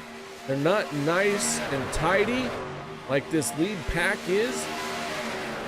But regardless, they gain some ground and they lose some ground. They picked up 3/10 that time, by just a little over 3/10. If we assume they're going to keep picking that much up, they might get a draft by the time we get to, say lap 90, 91, somewhere in there. Obviously, out there lined up, they may gain some more time this time by. We'll see what their interval is when we cross the start-finish line, but it may be too little, too late. We'll see. If their interval, drops by about 4 or 5 tenths this time, they're definitely going to pick up a draft and make this about a 30-car race for the win once again. Up front, though, still, it's all Cody Nichols, man. How about the 6 truck up front as the help falls apart in the middle? 11 laps to go from Talladega.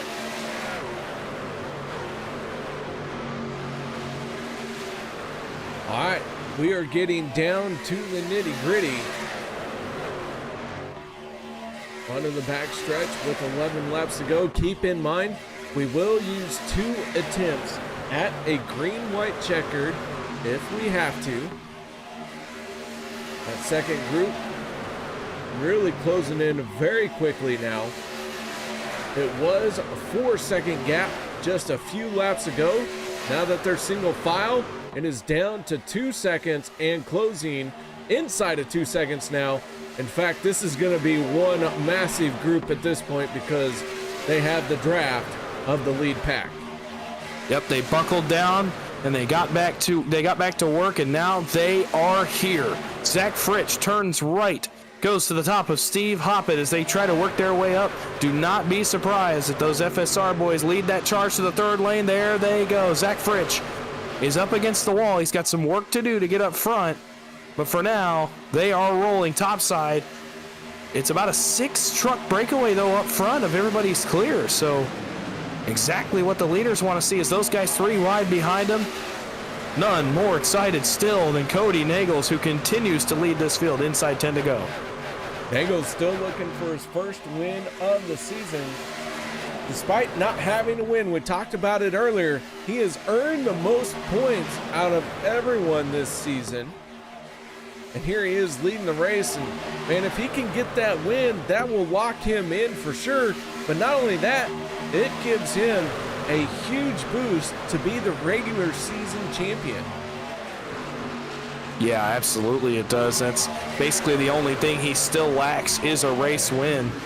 Surprisingly, his stats don't really show that he should be the points leader, but we talked about the bonus points for the driver of the 6 earlier on in the evening.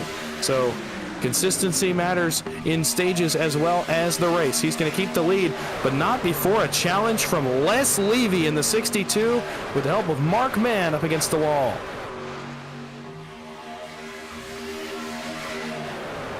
Les Levy in the 62, another driver we talked about who was in a bit of a dry spell for a top 5 run.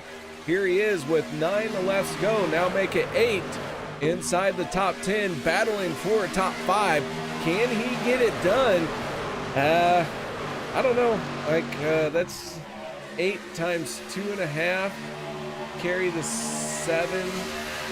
That's like more math than I care to do as far as for miles before this is done. Well, hold off on the math because the third line has fallen apart big time. The help for Les Levy and Mark Mann has bailed. And so all of a sudden they are going to fall back 3, make it 4 rows as Levy falls just outside the top 10. So back to 2 wide up front. Still Nagels and Butler leading the 2 major lines. Bit of a moment there in the middle of the pack. They get it sorted out. Now the cavalry back to the 62 and the 04. It's going to be 3 wide for the lead, headed back to 1. We go on board with the 77 of David Booth as he is looking at this 3 wide racing action. 3 wide ahead of him, single file behind him. And he has got very little help, and so he is falling back. Peter DeBorgia in the 40 to the inside. And now we're starting to see some momentum build for the 77. 7 laps to go, Dawson. I don't know about you, but I'd like to see this go all the way to the end without another caution, but the way these guys are really starting to push now, I'm not sure that's going to happen. I don't know if we can make it that far. The rate we're running, guys are getting squirrely. The room is starting to run out. Not as much real estate as we had a few laps ago. Les Levy holding tough up against the wall, top shelf. Still 3 wide for the race lead. And now we're starting to see temperatures go up on these trucks. Clearly, as guys lay off, they have to manage their push. They have to choose when they want to push the guy in front of them. Butler. Oh, no, he saves it, but he's going to go all the way to the back, and the bottom line dies as a result. They are going to lose 3, 4, 5 spots as Sanchez gave a bad bump. Oh, my goodness, Cody Nagels. How in the world did he not hit the 62? And he's back to the race lead in 3. On board with the 62 as we caught Les Levy trying to throw the block on the 6. Now Levy in the sucker hole, but he is making do with it. He is pulling ahead. We got 5 laps to go this time around, and here comes the charge from the 62 of Les Levy. Top line trying to get hooked up here. Mark Mann, Vicente Guerrero, David Overstreet now lead that line. They're the only 3 trucks up there. Bottom line's got the most coverage and the most momentum. Marin, bottom to middle to block Levy. Levy tried to split him. Levy went top, he went middle. Marin said no way, slammed the door on the 62. Is going to be able to refresh his temps as well. Let's see if he goes down in front of his teammate Cody Nagels. He does just that. Wow. So great teamwork there by the 6 and the 23 to hold off Les Levy and to make sure they can refresh their temps up front. They are set to go for this charge to the end. 4 laps to go. Mark Mann, top shelf. Huge push from the 14. He's going to poke his nose out front. Matt Wagner in the 11. Former race control out there on the racetrack as a driver. Matt Wagner has hit pit road. From the 11, making a pit stop. Not sure if that was planned or not. I don't have my notes on the 11 in front of me right here. Matt Wagner on the pit road, and he is going to drop to the tail end of this lead lap. 35 trucks on the lead lap. Steve Hoppett, Jimmy Reynolds, Steve Karosik, and Jeff Crosby Sr. The 4 trucks that are not on this lead lap pace. You can put a blanket over 20 or 25 of them here. Let's to the end of the wall. And a big incident. Sanchez is around in front of Vicente Guerrero. Oh, John Cara, holy cow. Pancakes the inside wall. And the miracle run for Les Levy appears to have come to an end with 4 laps to go. Yellow flag is out. And it is time to play the replay and assign the blame.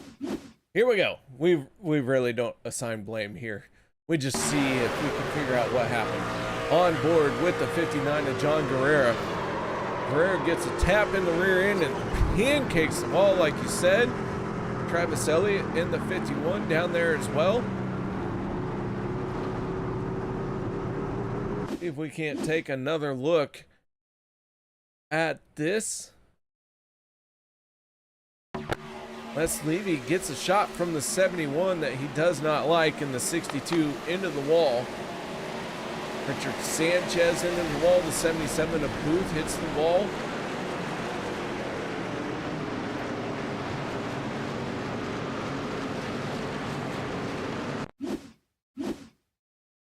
Take another look this time. Let's zoom in just a little bit more on the 62. And you can see where the 71 gets him. And around he goes. Mark Mann there, able to hold on to it as the 62 came up into his way. So with that being said, our race leaders are on pit road. David Overstreet, Anthony English, they stay out. Peter DeBorgia stays out. Eric Laurie, Brian Wang, but almost everyone else coming down onto pit road. And so pit lane is busy with 3 laps to go. We're going to have our first attempt at a green-white checkered. Yeah, we are, and I guess that answers our question on our race leaders. Now the question becomes, who of this group that stayed out can make it to the end? Obviously, our last caution before this one is when everyone was on pit road. I don't think any of these guys, back to our leaders, well, our former leaders, Marin and Nagels, I don't think any of them have been on pit road since that incident on lap number 70. So the question now becomes, do any of these guys up front have enough gas to run this out and make it to the end? I will say our race leader, the 68 of David Overstreet, last time he was on pit road was lap 76. Anthony English, last on pit road, lap 75. Peter DeBorgia, lap 76. Eric Laurie, lap 75. So right now, it looks like the top 8 were last on pit road, lap 76 through 75. And that's pushing it for a green-white checkered attempt. Maybe even having another one, so we'll see how it plays out. Yeah, I guess we will, because that 18 laps is basically on the number. So Anthony English is right on that window that we assumed we were going to have tonight. 18 laps, I think, was the number that we pretty much assumed. I'm pretty sure 18 is about what these guys can go. So gotta imagine there's some hyper saving going on by these leaders, and it's a reflection of the points situation. Look at some of the guys that stayed out. Anthony English below the cut line. David Overstreet below the cut line. Same with Eric Laurie. DeBorgia is not, but he does not have a win. Josh Ball, Brian Wang, all without wins. Alex Green without a win. I believe Zach Fritsch is without a win as well. He's above the cut line, but not by much. So guys that needed to win tonight to lock their way in, they have made their calls. They've made their bed. They're going to try to stretch it all the way to the end. Meanwhile, Nagels, Marin, and others going to try to play spoiler here. Green-white checkered attempt number 1 coming up.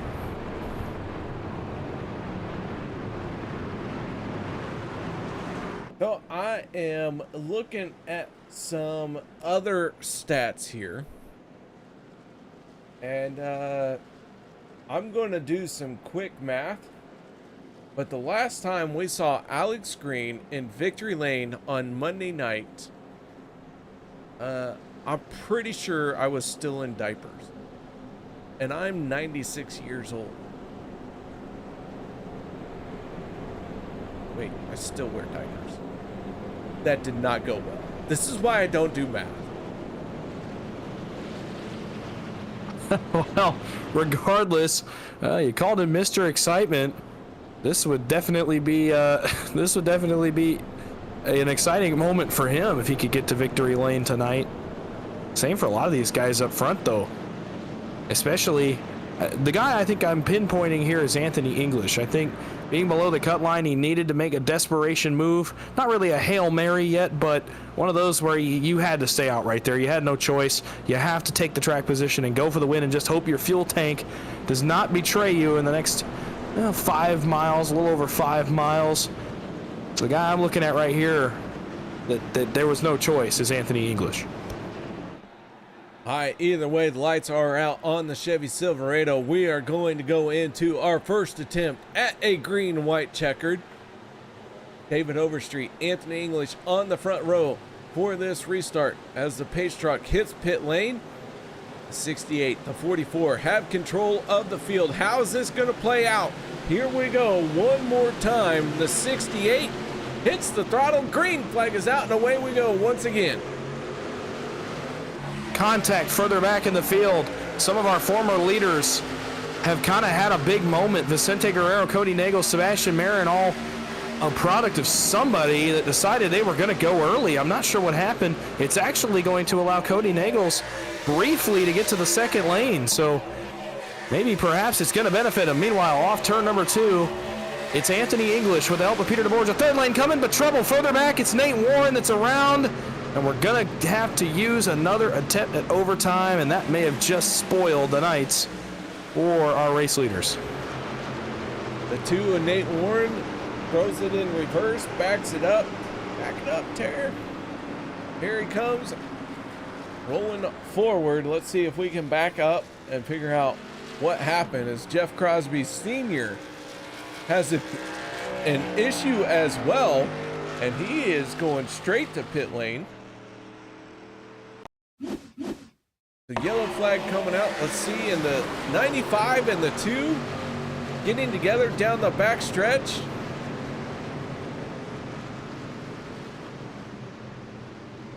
And just a little bit of a spin. And the 2 was the only one who really was caught up in that one, along with the 95. Somehow the rest of the field missed Nate Warren. Yeah, somehow. I'm not sure how he got away with only really a 1-truck incident there, really 2, if you count the 95.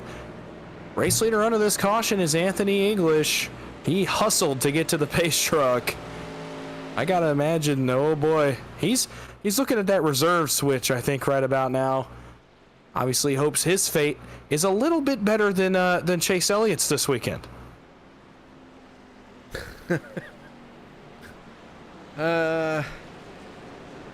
Well, if you run out of fuel here, you don't have a runoff zone to go to. You just drop to the inside. There's no bus stop to save you. It's not gonna matter. Here they come. They cannot make it. Everyone that stayed out on our last caution is on pit road. The strategy doesn't work, and they have to hand back their track position, and that's a tough break for those guys, especially Anthony English, whose hopes for the win, at least for now, are up in smoke. Yep, for sure. That one is going to cost them, but that is how you roll the dice in racing. You make your gamble. You say, I think we're going to have this many laps, and in the end, it don't happen. So, yeah, now they're actually at a net loss now because of that.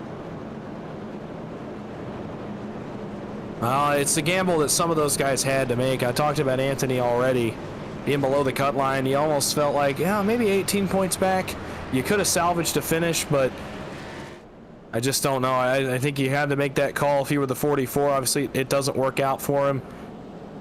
So really the toughest break out of that is to the driver of the 44. But some guys around the cut line have had some problems tonight, namely Nate Warren. He was 4 points above the cut line now, involved in an accident. And that's going to open the door for Rick Sanchez to move his way into a playoff spot, potentially win. He's still up here in the front. Sean McCara, Vicente Guerrero could block his way into the playoffs tonight. A lot of guys still in contention to shake up our points situation here. One overtime attempt remaining.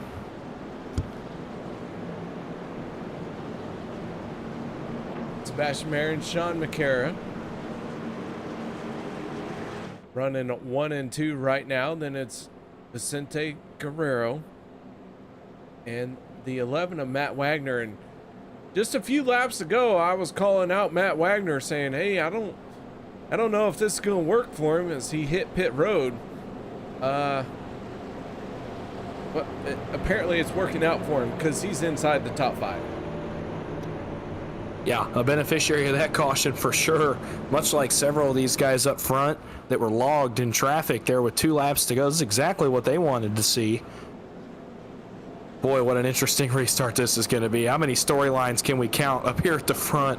Marin looking for win number 2. McCara looking to break his dry spell. Wagner looking to maybe make his mark on OP Mondays and win here at Talladega. Cody Nagel still looking for his first win. Same for Vicente Guerrero, Rick Sanchez, Casey Gilchrist, all guys that are in tight point situations. And meanwhile, somehow, just inside the top 10, he's back, Logan Helton, trying to play spoiler once again. Not the 63. Seems like every time we talk about potentially a new winner, I look back there and I see Logan Helton, and all of a sudden, oh, he may play spoiler yet again and go for win number 3. He would be our first driver to 3 wins. Obviously, the other would be Kevin Freese, but not sure where the 25 is going to line up here. About 10 rows back, so some work to do for him, some work to do for Helton, but they are going to try to play spoiler along with Sebastian Marin up here at the front of the field. They've got some hungry drivers behind them, though.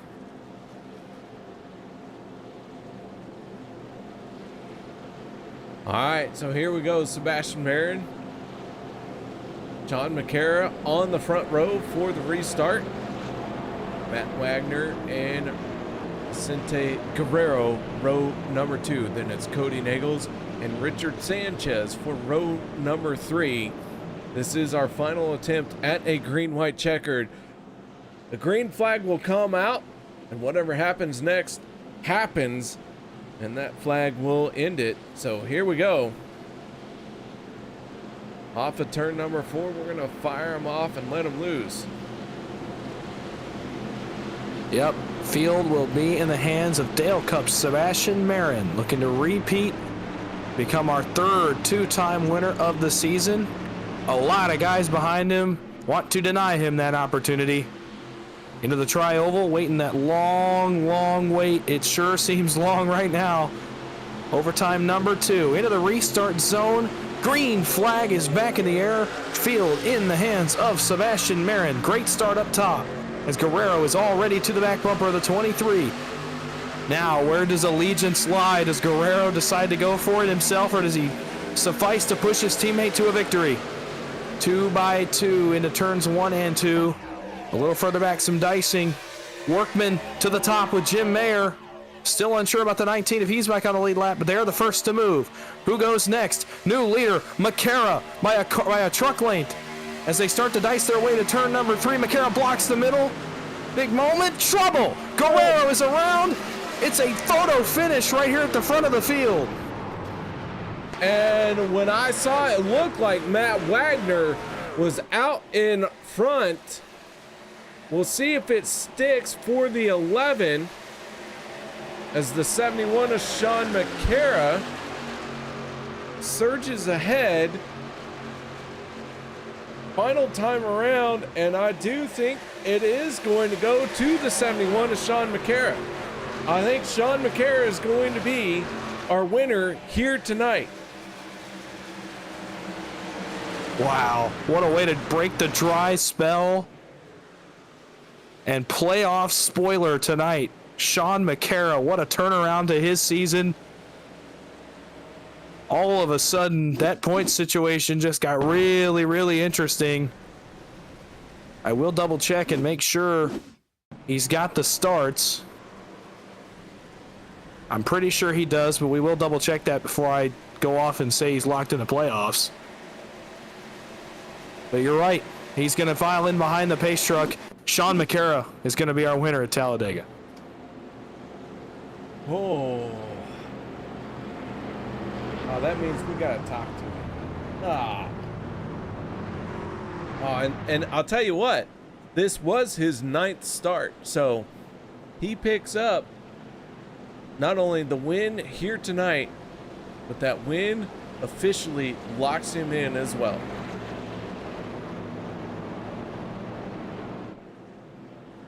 Well, we wondered on that restart if anybody was going to play playoff spoiler and lock their way in that was outside that top 16. And that is exactly what happened. 45 races without a top 5. His next top 5 is Victory Lane. Wow. He is going to burn it down pretty heavily right here, I would imagine. John McCara picks up his first win here on Monday night in the 71. In the Dega 250, he gets a congratulations from Casey Gilchrist. Travis Elliott going to come by and try and say hello as well. Sean McCara, and I'm not 100% sure, but I think this is Sean McCara's first win on Monday night ever. Oh, what a time for it to happen. I mean, when it came down to crunch time, 4 races left in the season, the only way that he was going to make the playoffs was going to be a race win, as I'm double checking that really quickly on my end as well. And yeah, you're right. He's locked in. He's got the starts. And from 26th in points to a guaranteed playoff spot. And here we go. Let's see if he burns it down, and there he goes. Let's see exactly how much he's going to do right here. I have a feeling he burns it down till it can't go anywhere anymore.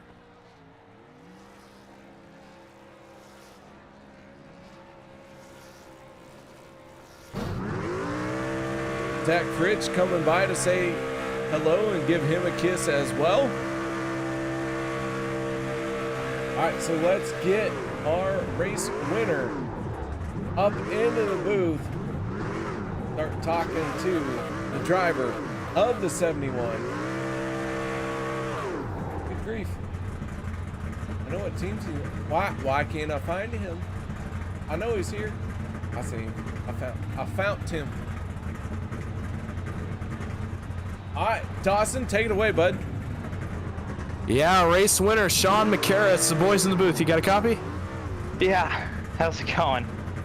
Well, it's going great up here. I can't imagine we are doing any better than you, though. I mean, if you can get the words together, take us through what this means for you. I mean, I've been an OP for what's this? 5 seasons. I think the first race was gosh, maybe like January of 2021, give or take, and it's my first not Saturday wins. It's definitely my first winning interview with KR.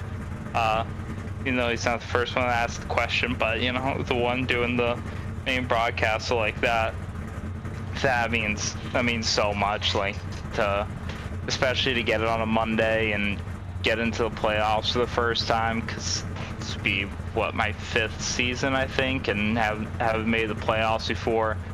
Needed a win to get in, like the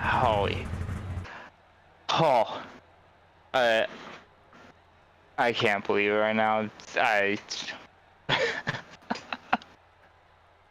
Well, yeah, it's a massive moment for you, and we definitely got to acknowledge that after you crossed the start-finish line. Kind of take us through how you did it. I mean, take us through your race. It was an up-and-down race for a lot of guys, and just, you know, kind of take us through how your night went to get here to Victory Lane. I mean, early on it was pretty status quo. I think I was minorly involved in a couple wrecks, like had a minute of damage here, 30 seconds of damage here, give or take. I never took the fast repair. And just by near the end, worked the fuel strategy, was kind of saving, was thinking maybe get like a safe top 10. And that caution came out to start the first green-white checker, hit there. And luckily got that second yellow to set up that second green-white checker with Sebastian and I side by side. I know I got a pretty good start there. Wagner pushed me ahead there. I tried to time the block a little bit to set us up, and granted the caution came out there very close. I would have liked to see how it played out green wise, but that caution coming out probably a second later, and Matt's in victory lane instead. All right. Well, I'll get one more question, and I'll let KR talk to you for a second. You go from 26th in points and needing a win to now locked into the playoffs. So, kind of take me through how does this shift your mindset on your season? I mean, I gotta imagine this is a big time turning point for you. Even going into this race, I was more about helping my teammates. All of them are. I have Crosby Senior locked in already, and my other 3 teammates are either above the cut line or right on it, basically. Well, they're all technically above it, but they're right on it. I think Nate Warren will have fallen below this race based on him finishing 24th. So it's definitely in the I'll help them out unless I have the opportunity to win. And so definitely now it's just help them out. And hopefully somehow we can get all 5 of us in the playoffs. That would probably be a really tough task.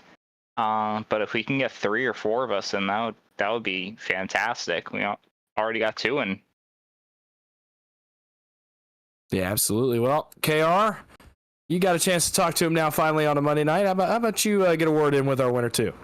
John, longtime listener, first-time caller, thank you very much for not being rude like so many other people who pick up their first win on Monday night. Man, I'm very proud of you. It's been a long time coming. That was awesome. Yeah, if you pulled me in too quickly, you would have heard some not PG words. Definitely good thing you took your time to allow me to cool down a little bit. I think the pace lap afterwards helped. Yeah, I really am a little speechless. I'm still shaking a bit. I can't believe it right now. It's just awesome, man. Well, I'll tell you what, a heck of a job, and as always, man, that first win is something special. I myself, I didn't quite have the words, so I had to let Dawson do it, but I had to take a moment myself as well to say, man, I've been watching you race for what feels like a couple years now, and so this first win for you is outstanding. Glad to see you have it, bud. Yeah, I mean, my last top 5 was in Mondays was almost 2 years ago now, so yeah, I haven't had the best go of things. All right, Sean, before we let you go, final shout-outs, thank yous, buddy. Well, definitely thank you to my whole team, Casey, Crosby Sr., Nate Warren, Richard Kuhn, definitely always helping out every race, trying to put us in positions. We've had a good season so far. And I want to give extra special shout out to Casey and Travis Elliott specifically, because they were the 2 that, well, Casey's been my best friend for years, and he's the one that got me into iRacing in the first place, and he brought me into Travis's team, and Travis kind of took me under his wing just as he took Casey under his wing and kind of showed me the ropes. So definitely that's how we got here at all and got anywhere near decent to get into Mondays. And I guess basically everyone else, the countless people, there's probably 20 of them in this race alone that have showed me anywhere near a small hint on the way. Everyone has given a small help at some point in time. All right, man. Well, nice job, and I can't say how incredibly proud I am to see you pick up the win here tonight. Just, I'm very happy, man. I appreciate that. Love the support, man. John McCara picking up his first win here tonight. Driver of the 71. Nice job, buddy. Once again, congratulations. Thank you so much. There you go, Sean McCara.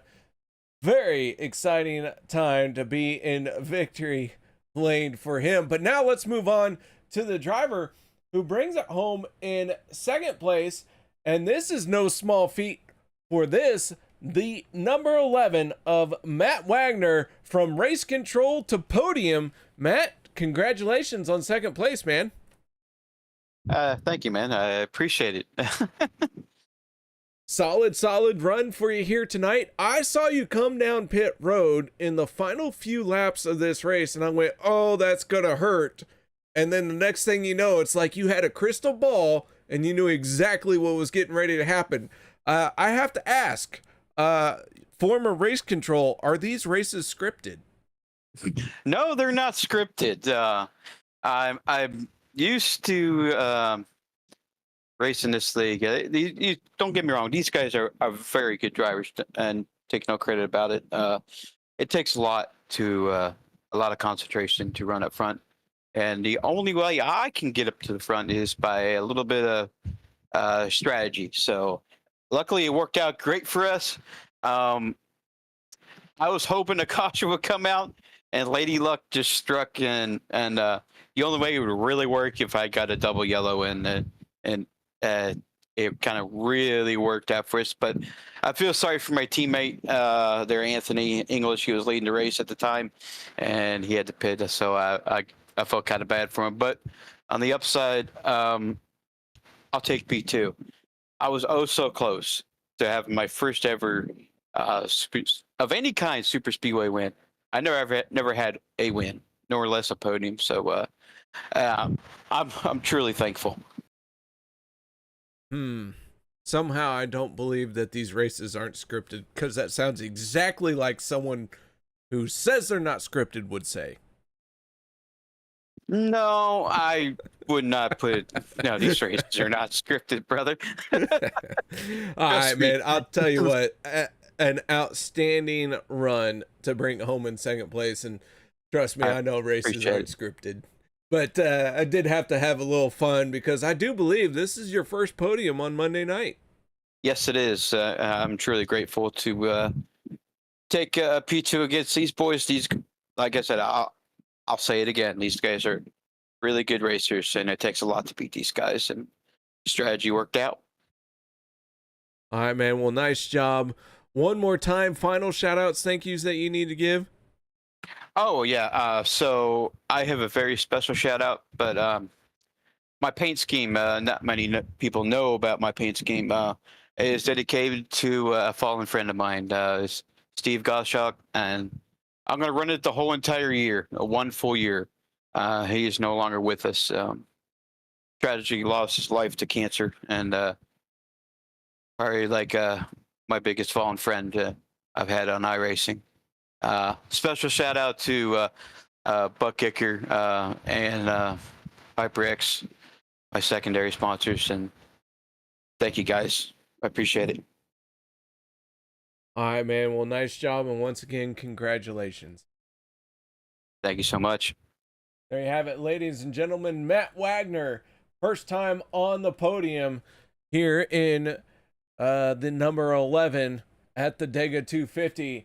Now, Dawson, I believe you have caught up with our third and final driver on the podium. Yeah, I have. Hey, Seabass, it's the boys in the booth. You got us? Yes, sir. I got you. Well, it was a great run for you guys tonight. Really, as a team, you guys led a bunch of laps. You were up front a lot. You come home third. How you feeling after that one? I mean, obviously a little disappointed, but at the same time, happy to come out with a good result, especially with the amount of damage I had on that truck. I believe I had like 5 minutes and 5 seconds of damage on that thing. So just for me to be leading or being in contention with that truck there at the end, you know, it felt real good, you know. But obviously in hindsight now, I wish I would have picked the bottom, because I misjudged the amount of damage that my teammate Vicente had, which obviously hurt us a bit with the run that the bottom got. But still coming home third, another good result. I've kind of needed this result, just been on a little downward spiral the last couple weeks. So just to have a solid finish, you know, just to get back on my feet. So feels good. For a top 3, again, the team did really good tonight, but wish I could have scored that victory, but here's to next week. So. Yeah, absolutely. And you said it. It's a good team effort out of you guys. Talk to us a little bit about that team. That team's kind of it's grown a little bit over the past 7 days. So kind of talk to us about what that's done for you guys with Dale Cup adding a couple of extra trucks. Yeah, for sure. The team has kind of gone through a little shuffle after we lost one of our teammates, Zach Lama. So we merged with some old teammates, Cody and Vicente. We used to be teammates 2 seasons ago, so it's good to have them back. We always tend to work together, so we have good chemistry. You know, me and Steve mainly, we're kind of like, that's our duo, and then Vicente or Cody are their own duo. That's it, like we had to choose, that would be our pick. So you know, we kind of have like we work as a team, but we have our own little partner to dance with, if you would say. So we've definitely been, you know, doing good. Again, second race with us back together, so still getting used to, 1, having more trucks, and just 2, you know, racing with somebody else, right? Somebody that we haven't raced for a season. So just getting used to how they race and how they think, and moves that they do. But nevertheless, it's been a good first 2 races with this new team. Yeah, it has, and we'll look forward to you guys continuing to run well and continuing to grow again as teammates. A 3rd place finish for you. Like we talked about, it's a great result. Anybody you want to thank? Yeah, I'll give a shout out to the Dell Cup guys, of course. Steve, who got cut up in a late wreck, unfortunately. Vicente, same thing, got cut up in that last lap wreck. Thank him for you know, sticking with me. Fortunately that he had that damage, and shout out to Cody, just trying to get him a win and just lock my other teammates in. So thank you to them. Wouldn't be doing this successful during the season without them. And shout out to you guys for putting on this broadcast. It's always a lot of fun rewatching the races, which will be doing just to see what mayhem and the crazy action that was happening out front. And again, thanks OP for running the trucks. I love these things. The racing was amazing out front. I had so much fun. So I can't wait for next week, and hopefully one of our teammates gets the win. Absolutely. Well, thank you for talking to us. Congrats on that 3rd place finish, and we'll see you next week. Thank you. Have a good night. There you have it, Sebastian Marin, driver of the 23, in our 3rd and final step of the podium. Dawson, let's run through these results real quick before we wrap up tonight's festivities. Sean McCarra picking up his first win here on Monday night, a long time coming for the driver of the 71. And when I say I'm very excited to see that, I promise I am, because I am a fan of OP Racing, and the long-going rumor is that I will never be here for a first-time winner. And I did miss Jeff Crosby Sr.'s first win, but I was here for Sean McCarra, so I'm very excited for that one. Matt Wagner, first step of the podium for himself as well. First time on the podium, I should say. Sebastian Marin, a perennial front runner, that number 23, another podium finish. Cody Nagels in 4th, and rounding out your top 5 is the 31 of Casey Gilchrist. A little further back, Richard Sanchez picks up a good run tonight in 6th. Logan Helton finishes in 7th tonight. Dave Hunt finishes in 8th. Adam Kilday in 9th. And Zach Workman, heck of a comeback for him. He rounds out our top 10. 11th place goes to the 51 of Travis Elliott. Jim Mayer in 12th. 13th, Gabe Butler. Richard Kuhn ends up in 14th with another stellar run, and Rob Connors with a 15th place finish. Kevin Freeze will finish 16th tonight. Bubba Winningham in 17th. David Booth finishes 18th. John Guerra finishes 19th, and Mark Mann rounds out your top 20. 21st goes to Peter DeBorgia. Les Levy, 22nd. Alex Green, 23rd. 24th goes to the 2 of Nate Warren, and Brian Wang rounds out the top 25. Josh Ball finishes 26th tonight. Zach Fritsch in 27th. David Overstreet in 28th position. Vicente Guerrero, tough break for him at the end. He finishes 29th. And Anthony English finishes in position number 30. 31st goes to Sean Stevens. Andy Brigante, 32nd. Dude Conrad, 33rd. 34th goes to Eric Laurie, the last truck on the lead lap.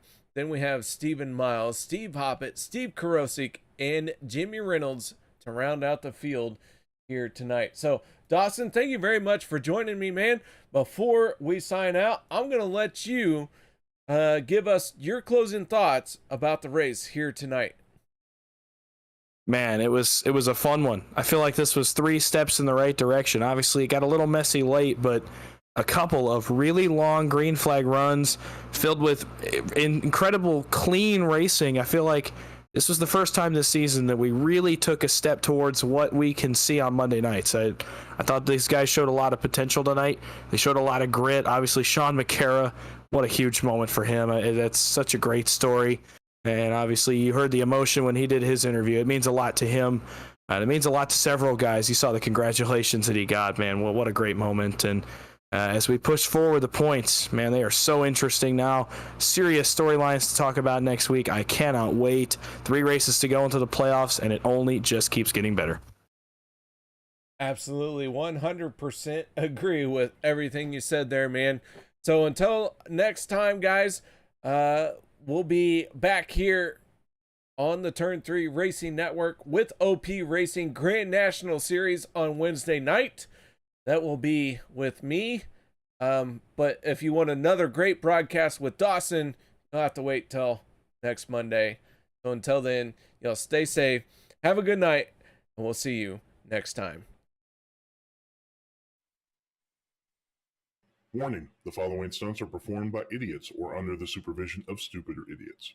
If you attempt to reenact any of these idiotic stunts you will see, you will be left with idiotic scars. Enjoy.